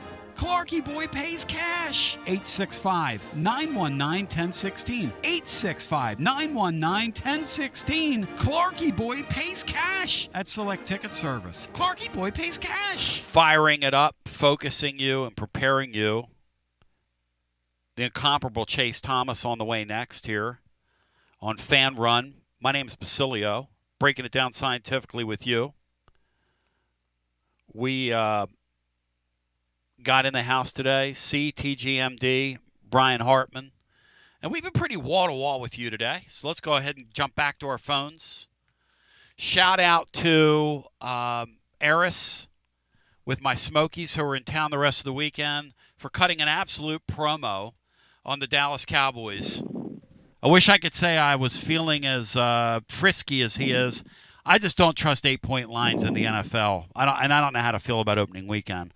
Hello and welcome in. You are on the air. How are my French compatriots doing today? Hey, W. Lynn, welcome in, buddy. Good to talk to you. I'm telling you what, Tony, 2 of the greatest guests you've ever had were Will Healy and David Blackburn yesterday. I thoroughly enjoyed that. So great. Shine the light on what they have going on there, W. Lynn. Thanks for saying that. And I know Marcos Garza supports the ETSU program. Yes, he does. Yes, he does. I've always considered him our little brother. I pull for them in Chattanooga in, 1AA every game they play, and stuff like that. So I agree. And I love the way he explained how they get a payday between $500,000 and $600,000 from Power 4, where a group of 5 team like UAB will get like $1.5 million from us. Yep. So that's a big difference. Huge difference. I didn't realize it was that big a disparity. But still for 1AA, $600,000 is a lot they need. And once again, that's who we ought to be playing in the spring game, and we can give them $600,000. Hey, that's a great question. See, do you think they ever get to the point where you bring in an East Tennessee State in the summer and scrimmage with them? Or in the spring and scrimmage with them like these NFL teams do, now that we have professional football? You think we're going to get to that? Yeah, I do. I think we will. People have been asking for it. Coaches have been kind of pushing for it for several years now, and you see it now with basketball, like we talked about earlier. I think we'll get there with football. It's another revenue opportunity also for the AD, so I don't see what the pushback would be. Yeah, W. Lynn, you bring them in, and then you practice with them for a week, and then you go play a game. It's like the NFL does now. If you want to put green jerseys on skill players or whatever, that's fine. But I guarantee you we'd get 60,000 people in there for what looks like a real game, and stay right there, W. Lynn. His call will happen on TLD Logistics Overdrive Overtime. Matt, my favorite thing I've ever seen is when they had the black shirts on the linebackers, and Jim Chaney, was that Jim? Who was blitzing? Pruitt was blitzing his linebackers on Jim Chaney's offense. They were, Yeah, Pruitt was blitzing the no contact linebacker. No contact black shirt blitzer. I mean, I love this. I love this place, man. This place produces content even when it's trying not to produce content. The king of content, ladies and gentlemen. The great Chase is up next. You bow your head when you say thy name, followed by Dubsy. I love you. I appreciate you.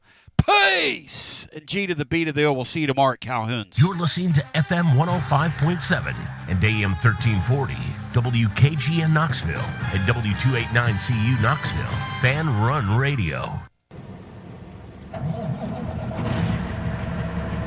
Bada bang, bada bam. You're right, W. Lynn. Those guys were great yesterday. Yeah, and like I said, I always support them. And, me too. Overtime, presented Talking by over Kristen, TLD W. Logistics. Lynn. That's not cool, man. Online at TLD Logistics. Connects you with Kristen right there, big boy.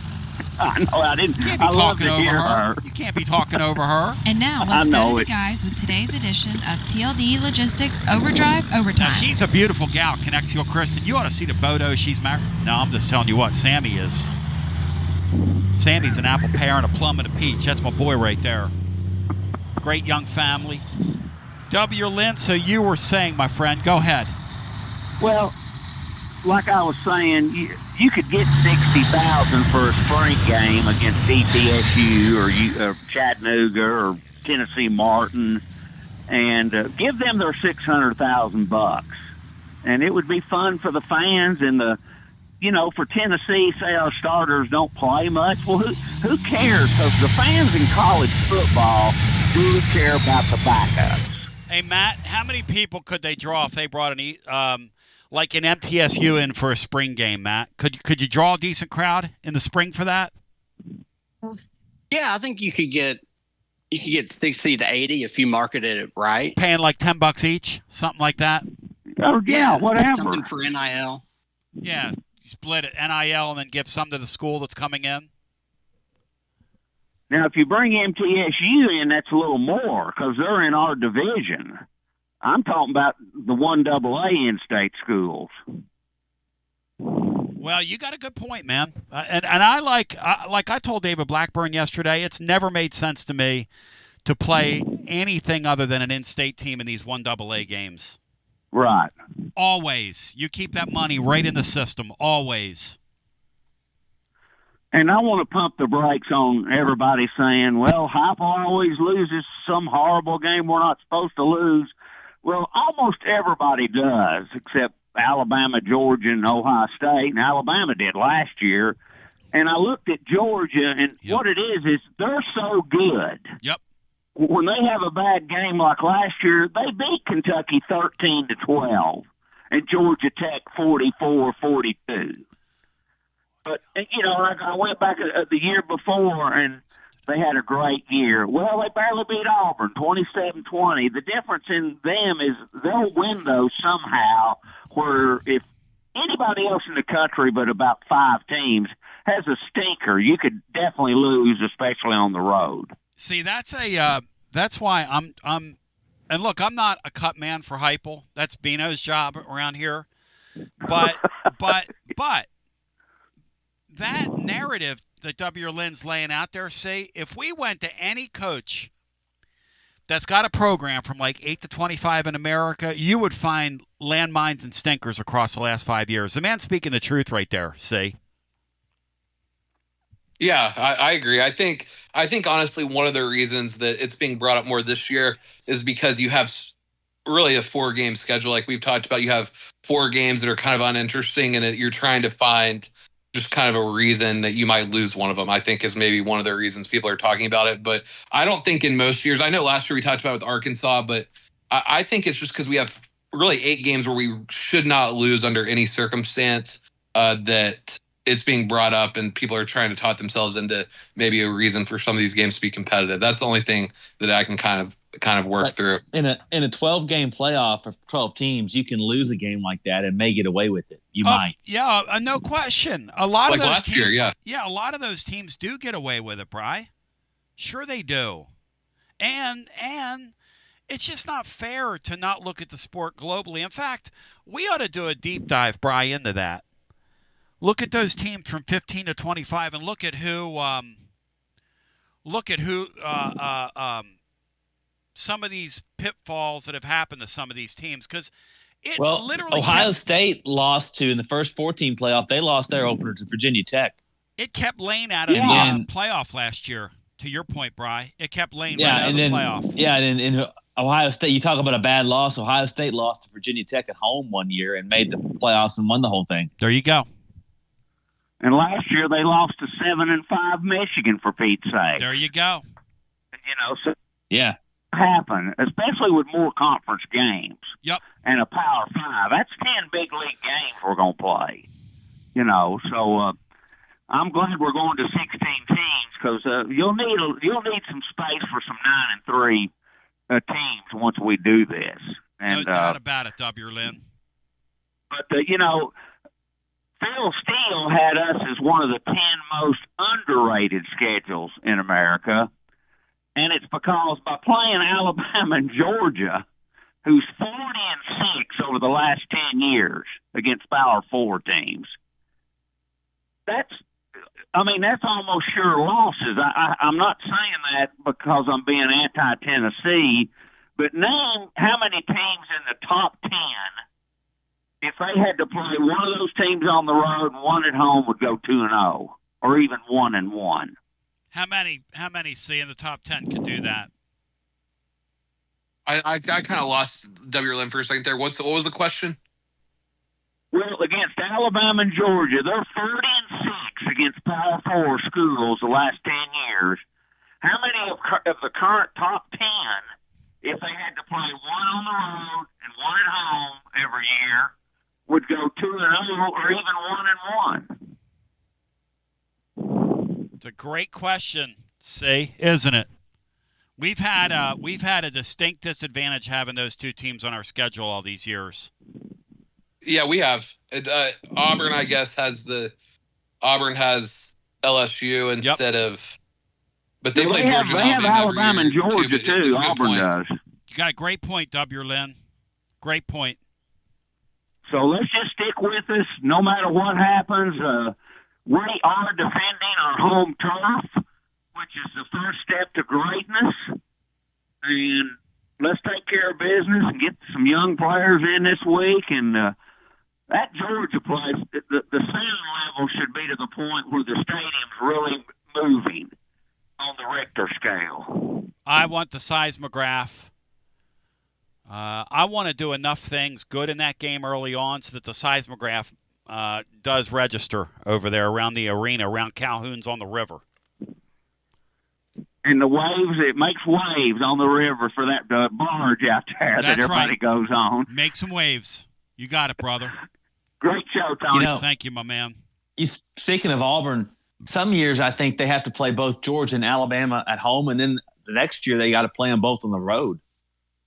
Where Tennessee at least gets one at home and one on the road every year. What's going to be really curious, guys, is what they do with this 9-game schedule coming up, Matt, and those three permanents that they stick these teams with. How they're going to arrive at that. You talk about some pissed off fans, because there's no way you're going to do that and not piss off about 4 or 5 fan bases, Matt, because your league's too big.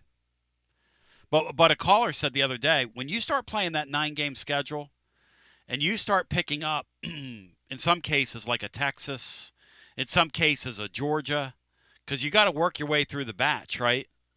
In some cases, an LSU on an up year, that's going to be a hellacious schedule when they go to 9 SEC games. There's no hiding when they go to 9 SEC games. It's going to be very difficult.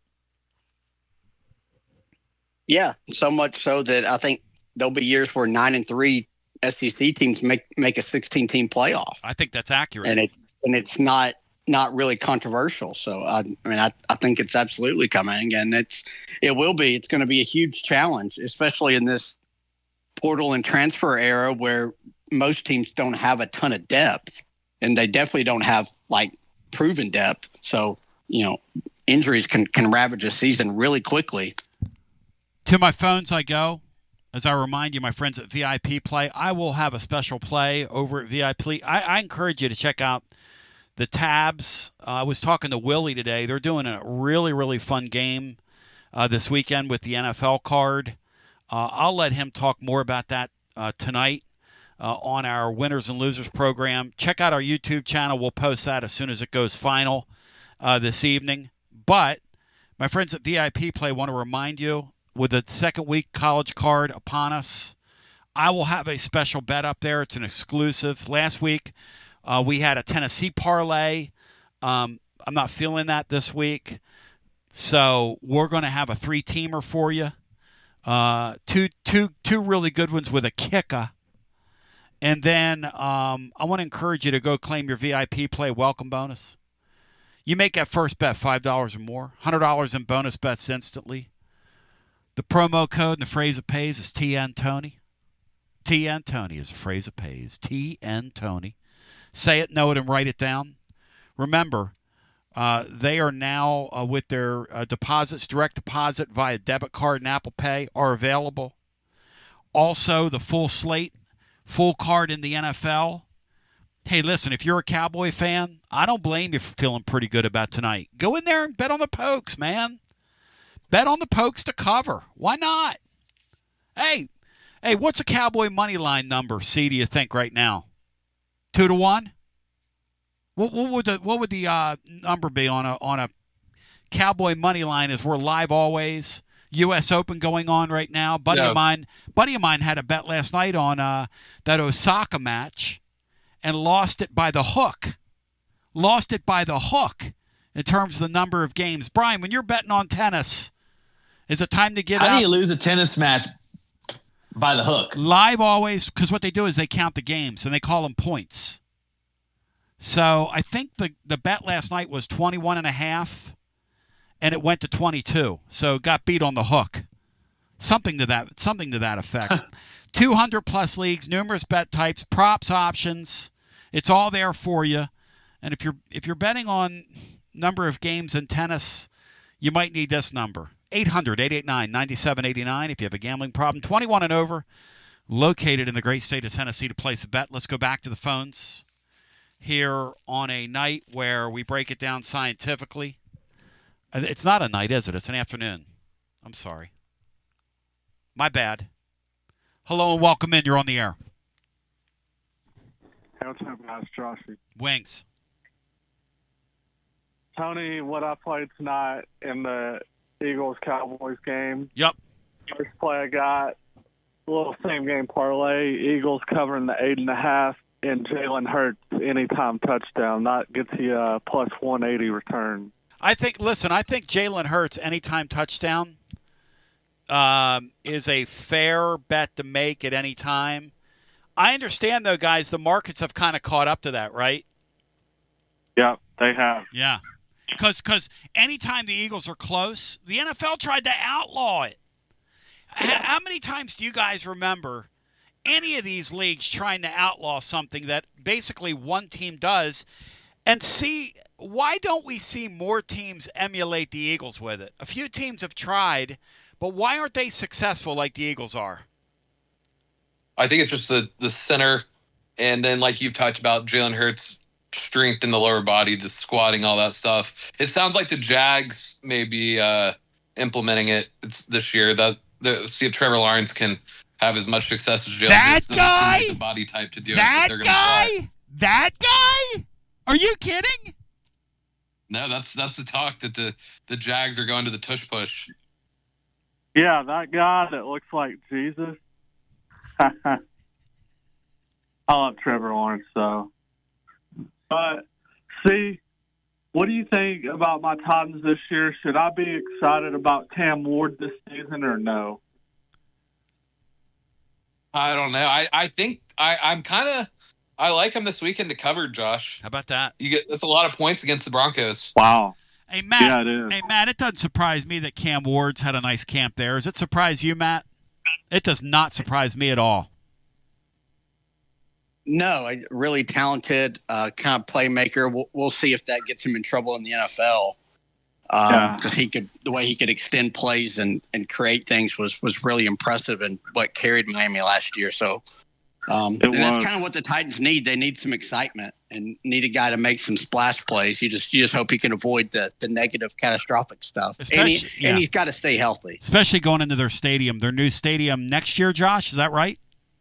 Yes. 2026? Yeah, they 2027. Yeah, they need to show a little life here in the next couple of years. They really do. Tony, so will your people at VIP, will they be releasing a game line on the ETSU and Tennessee game on game day? Absolutely. Wow. Absolutely. That's good. What do you guys think the number will be in that game? What do you got it at, say? 45. ETSU, Tennessee. Yeah. I would guess like 38-41, something like that. Oh, wow. What would you play, Joshy boy? If it I was thought that'd be a little bit 45. higher. I thought it'd be around like 43.5, maybe somewhere around there. I think it's 41.5. Maybe I think there's an offshore that might have it at 41.5. Gotcha. Yeah. So total of 54.5. Okay. Yeah. Tennessee is Somewhere going around to there. Tennessee's going to put it on them. Yeah, they are. If my book releases a number, I'm going to be playing Tennessee. Tear their kingdom down. Yeah. Tony, I'll tell you what I really like this week that I'm going to put the hammer down on is Arkansas minus 23.5 against Butchie Boys, Arkansas State Red Wolves. Hey, Matt, do you think the Red Wolves have something for them? That sophomore quarterback, Butchie Boy's done a kind of a low-key okay job there, Matt. What do you think? Butchie Boy laying in wait there? Well, he obviously views that as maybe a springboard to taking that job. So he's probably going to really have his guys motivated for that one. That seems like a really big line, but the way Arkansas can score with Taylor Green, I just think they'll be able to score at will on Butchie Boy's team. So that's a high number, but I would probably lean the Razorbacks because early in the year Bobby Petrino's still there, so you're going to have a really good game plan. They're going to get guys open. Yeah. I think they just outscore them. Hey, Brian, do you have your TV on? No. You need to turn it on. No. There's a tornado warning, and it's gone right over your house right now. Oh, wow. Bri. Guys, hang on, Joshy boy. I got to get Bri situated here. Bri, you need to turn the local turn Channel 10 on. It's going right over your house, Bri. Like, literally. Do you need to, get off and seek shelter? I'm here, Tone. No, I mean, do you need a weather delay, Tone? Come on. I'm not kidding. Is this the West? Is this a early September SEC game? We got lightning. Is there lightning within 100 miles, Tony? No, there's a tornado warning over Brian's house right now. I mean, I hate to break up. Thunderstorm warning. Brian, are you until 2? Are you watching Channel 10? No. Okay, well, turn it on, big boy. It's gone right over They just showed your neighborhood. Get to the concourse, Brian. I'm not. You guys can crack on me all you want, and I hate to break up. In the concourse where people pass out of heat exhaustion. I hate to break up Joshy Boy's best bets on here, but I'm a little worried about Brian Hartman, who's doesn't even know. Brian, you didn't hear the horn? Yeah, Brian, seek shelter, man. Yeah, and I'm not kidding. If I didn't warn you there, Bry. Josh P. Boy's phone call can resume after the last lightning strike. Is I'm 7 looking at miles the away from wind. Brian I'm looking Powell. outside. I don't see it's not windy right now at all. Brian, I heard thunder. Did you turn? You might be in the eye of it, Brian. Brian, did you turn Channel 10 on? Yes, It's heard. right I'm over. seeing what you see. Okay, when they put it back up there, it's coming right over your neighborhood. Watch. Not neighborhood watch, but it's coming right over your neighborhood. Watch. I just had to warn you, man, about Gino and Daddy G. So, Joshy boy, do you have one last thing? Any other words of wisdom? No, Any pearls of wisdom? I had a question for you guys. I know all of you watched the game, and that throw that Joey made to Star Thomas on the left side. So Staley was sitting on the right side, and he did kind of like a hook route, and he was wide open in the right side of the end zone. Do you think Aguilar saw him or no? Because Staley was wide open on that play. Matt Dixon, what do you make of that? As Joshy boy slammed it down, he's like my grandmother. She used to do that. You'd be talking to her in mid-sentence, and she'd just go, boom, conversation's over. Yeah, I'm sure there's guys that probably leak open on a lot of these plays that you can screenshot. Mm-hmm. I actually, even though Staley may have been open and the quarterback missed him, I actually thought that was the most impressive play Aguilar made on that kind of broken play scramble drill to throw to the backs. And they actually threw to the running backs a few times for some big plays, a key third down screen early.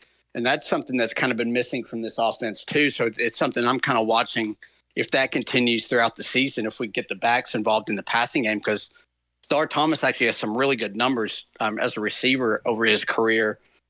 So it could be a little thing to use going forward. But no, it's, we'll see. But I thought that was the most impressive play Aguilar made, was to improv that and score a touchdown. He also had the rollout where he threw the touchdown to Brazil on the right side, but that was the one called back for the lineman downfield because he blocked this guy into the end zone. But being able to make plays outside the pocket has been missing from this offense, and that's what Nico was billed as being really good at. Exactly. What made him great, and he was. We never saw that. So Aguilar has already shown the ability to do that, and that's kind of a wrinkle in the offense that kind of came naturally. Doesn't that speak, guys, to a veteran player who's got the command of an offense enough to continue to keep his eyes downfield with traffic in front of him and to continue to look downfield and try and make a play? I think that play right there is the one that gives the living Vol fan maybe the most hope. Do y'all feel what I'm getting at here? Because Nico never did that. I do, because and I've brought this up before, and I've never seen anybody else talk about it. Hendon Hooker never threw when he got flushed from the pocket. He always tucked it and ran, and it got to the point where I think he was coached to do that. He wasn't allowed to throw when he got flushed or had to scramble because he automatically took off and ran. So even Hendon Hooker didn't do some of that stuff that Aguilar has the green light to do, which is really interesting. I don't think we've seen him play like that in I don't know how many years. I don't think Garantano ever did it. No, and it was a college football play. How many times in college football do you see broken plays where a guy will get out of the pocket?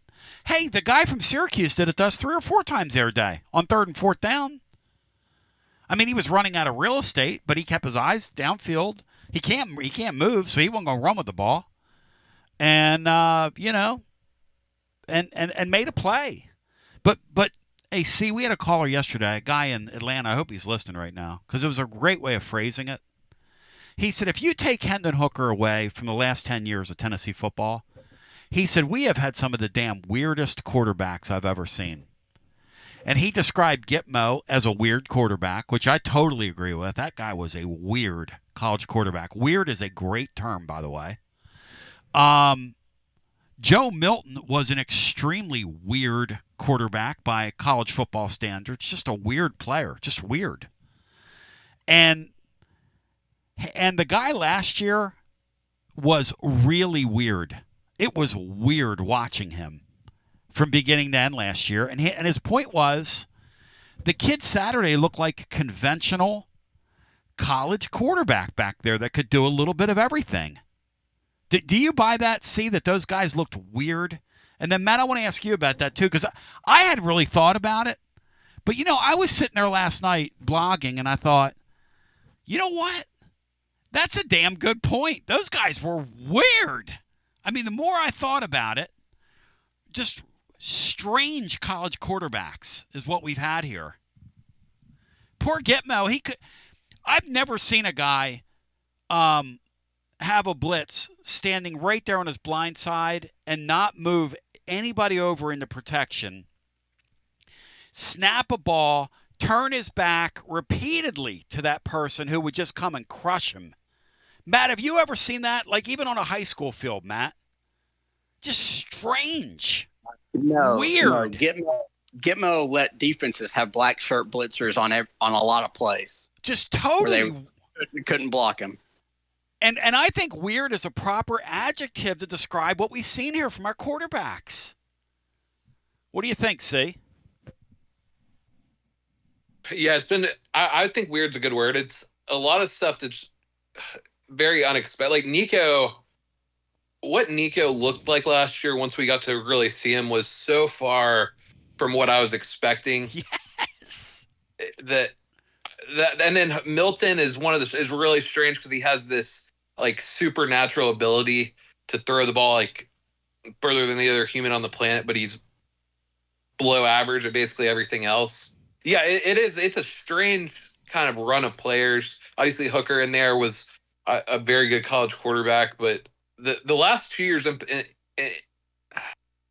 Nico thing last year it's hard to kind of describe kind of what we expected and how he was described out of high school, and all the people who saw him throwing in the pajamas, and all the people who saw him in camps, and even what you had heard and what people had heard about how he looked in practice. And then he gets out on the field and it just looked like there's something missing. Looks like a guy who really just doesn't want to be out there. I don't know. I don't want to put that on him, but it was very bizarre. And then the Milton thing before that was different, was odd for other reasons. So yeah, I agree with that. We've had quarterbacks the last 2 years that are kind of hard to, I guess, figure out or rationalize what you're seeing, and it's been strange for sure. Hey Matt, you're an excellent writer, kind of a wordsmith. Don't you think weird is a proper adjective for what we've seen here? Yes, yeah, because so many of them were billed as one thing, and really what were supposed to be strengths wound up being kind of weaknesses. Gitmo was some dual threat guy, and the guy could just he wasn't a running threat and got just killed in the pocket because he couldn't see anything and have any mobility. Obviously, Nico, Harrison Bailey's another one that, I don't think that guy can throw the ball across the field, like from one hash mark to the number. Weird. Like he just doesn't have the arm strength to be definitely like a power forward QB, but I don't know. It's weird, and a lot of them are really high profile too, like big time recruits. There's just a lot of storylines there, and it's the Hendon Hooker guy that Virginia Tech threw away that wound up being like a Heisman candidate. And this guy here is a throwaway. And I'll tell you something. Greg in Columbia had a good point yesterday with a couple days ago with John Adams, and it's this. If this guy goes out against Georgia and Tennessee, has a college football game and they upset them, because that's college football, it's certainly within the realm of possibility, that guy will be right in the middle of the Heisman Trophy conversation coming out of the month of September. Is he a draftable player, you think? No. Aguilar? No. John already has him. Doesn't he already have him receiving first, second, and third place? That's what he said the other day. So, yeah, he may not even need to play well against Georgia. 247 is reporting in a Hoops recruiting note, snooze note and snug at a guy we talk about in the blog today, that 5-star point guard Darren Rippey, D-E-R-O-N, Rippey Jr., Darren Rippey, will no longer visit Indiana and Kansas. He's canceled 2 visits there. He is scheduled to visit Tennessee, as we reported today, for the Duke exhibition game, and see what is the significance of that, because they're on 2 point guards, and really they just want to split the difference, right? They're not going to get both of them. I think Rippey's the number 1 point guard in the country. I think North Carolina, Duke seem to be their biggest competition. He's an Adidas kid. We saw with Tristan Keys in football. I think that could maybe help Tennessee. That would be Tennessee's kind of in there. I think Tennessee's maybe playing from behind a little bit there. He's the number 1 point guard in the country, a big time Adidas NIL athlete. And obviously Duke and North Carolina are both Nike schools, but you never know how that'll impact things. But that does, I think, give Tennessee a fighting chance. And then there's the other kid, Sadler, who's visiting this weekend. He's another 5-star point guard. He's the number 3 point guard in the country. I think he's kind of their backup plan. Tennessee kind of got in on him early. So I don't think they're battling like blue bloods for him. He's a undersized, like 5'9", 5'10" kid who probably is a 2 or 3 year player. So, but he's also a 5-star. So I think they would like to get one of the top 3 point guards that they're recruiting. Matt, do you ever think in your born days you'd see Tennessee recruit this type of player in and player out? There are several 5-star guys that are going to be on the campus for the Duke weekend that we reported on this morning. No, not consistently. Seems like a yearly thing. And players that don't really have natural ties to Tennessee. No, it's really incredible and really impressive. So And I thought it was interesting you meant that about that point guard. You mentioned Kansas and Indiana, and Steve brought it up that those were both Adidas schools, and that makes sense for Tennessee to get involved there. Which another point. What about your Penn State going to Adidas? Yeah, I thought we were going to get all the love. What was that about, Matt? They're already cheating on us. They're already cheating on us. Let's see the contracts. You know, I just think they're getting aggressive in the space. Another thing that I hear that we can watch here, and watch us in recruiting, but a little birdie tells me that these shoe companies might encourage, like, say I'm an Adidas, I have a kid that's an Adidas client, you go to that Nike school, because it's a way for them to guerrilla market themselves on another campus. Like, hey, okay, you got the shoe contract, but we got the athlete. You got the shoe contract, but we got the athlete. Now, inevitably what ends up happening is, or what's happened in most cases is, like with Cooper Flagg last year, he could not wear the shoe that he was contracted to wear. They made him wear the apparel of that particular school. How is Tennessee going to handle the deal with Ament this year? Ament is not going to be allowed to wear Reebok. He's going to wear Nike. I think it's like you said, Cooper Flagg was not allowed to wear New Balance. He had like a mega 8-figure New Balance deal. But he had to wear Nike at Duke. I think it's going to be more of an issue. It's going to be interesting to see how the shoe companies handle it, because I think that there's going to be schools like when Rutgers got Harper and Bailey, they gave in and let them wear Nike even though they had Adidas uniforms. But I don't think that you're going to see like the top schools, like a kid who goes to Duke is not going to be allowed to wear Adidas. A kid who goes to Tennessee is not going to be allowed to wear Nike, I don't think. But here's the thing. The thing that it has been floated that I'd heard, and at least in football, is say this is just an example, like obviously Keys is signed. So we'll say Brandon signed with Nike. What if Nike sends him a shoe the day of the game and says, hey, we'll pay whatever fine Tennessee gets, and he just comes out there in those shoes? Is Heupel going to tell him you got to change shoes right before kickoff? Matt, you know that's coming, right? That's what they're doing with all this stuff. The kids have all the power. Yeah, it will be really interesting to see how that works. In football, you can kind of cover it up with tape. Yep. A lot easier than basketball, you can't really do anything about it. So it will be interesting, because it's something I've thought about, because I don't know how you choose to.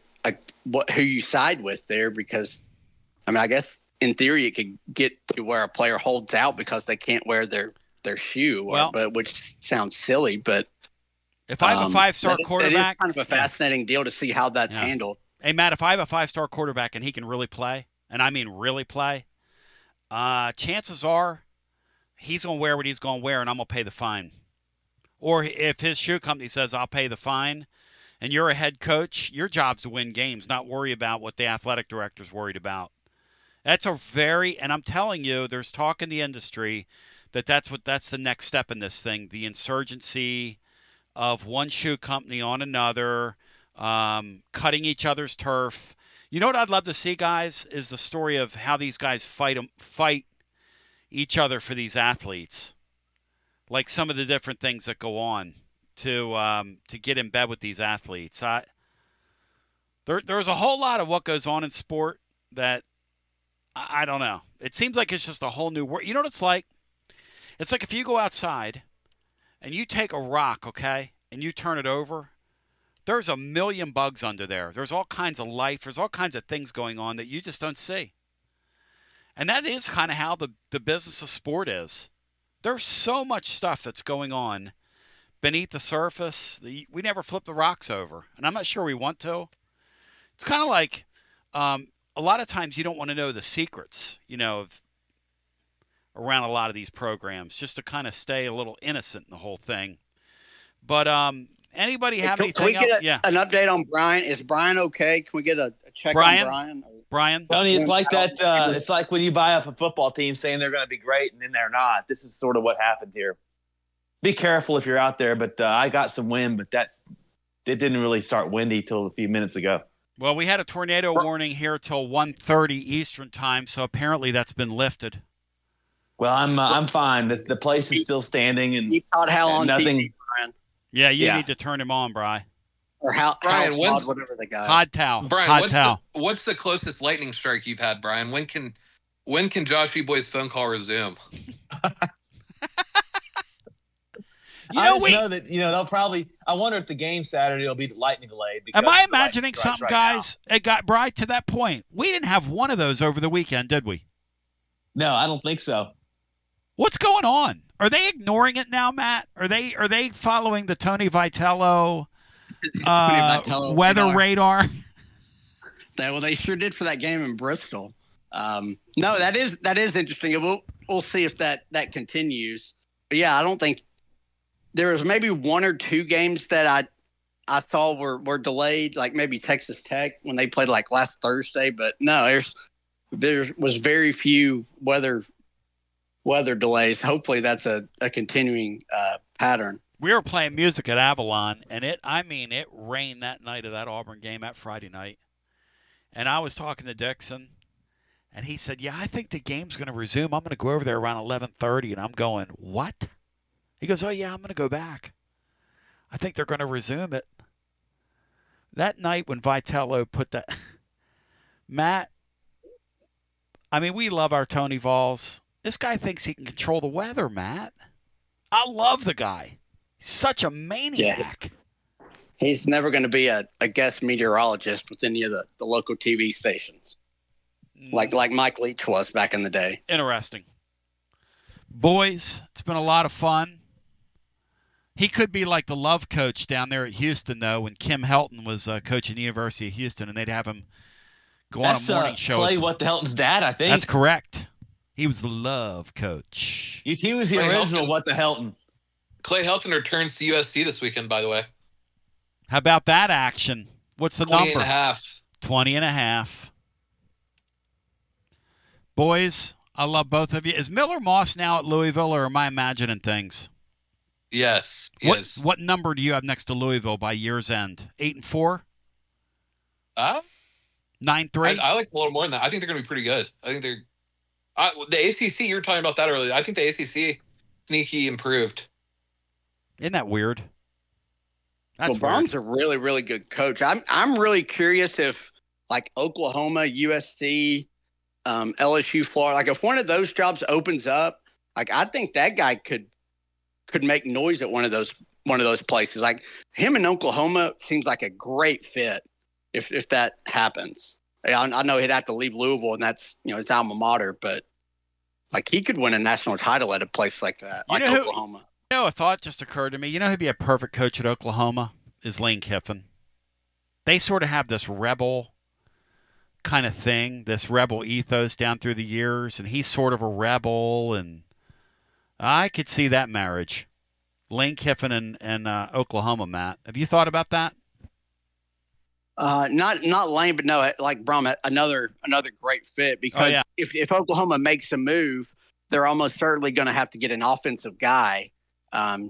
Teams usually do the flip when it goes disastrous, like Venables has, so they'd get an offensive guy. So Lane would make a lot of sense there as well.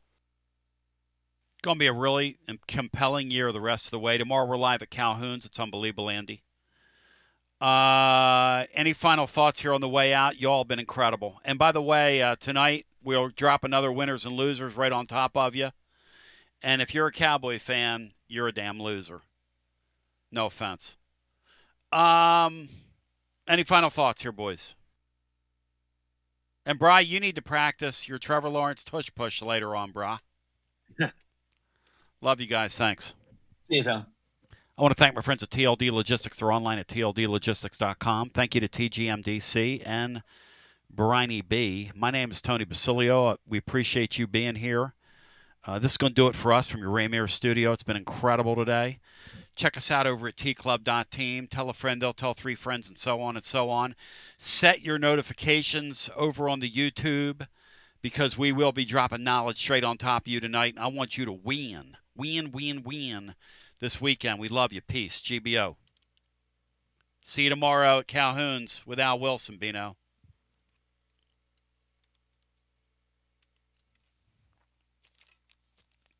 All right, to those listening back, we're going to run it back. Easy for me to say. And here we go. Here we go. By the way, my video, Laura, 2 days in a row quit working. I don't know if it's the connection in here or... Special shout out today to Ryan Brown, everybody, and special thanks. John Adams wrote a real nice article on our transition, and I'm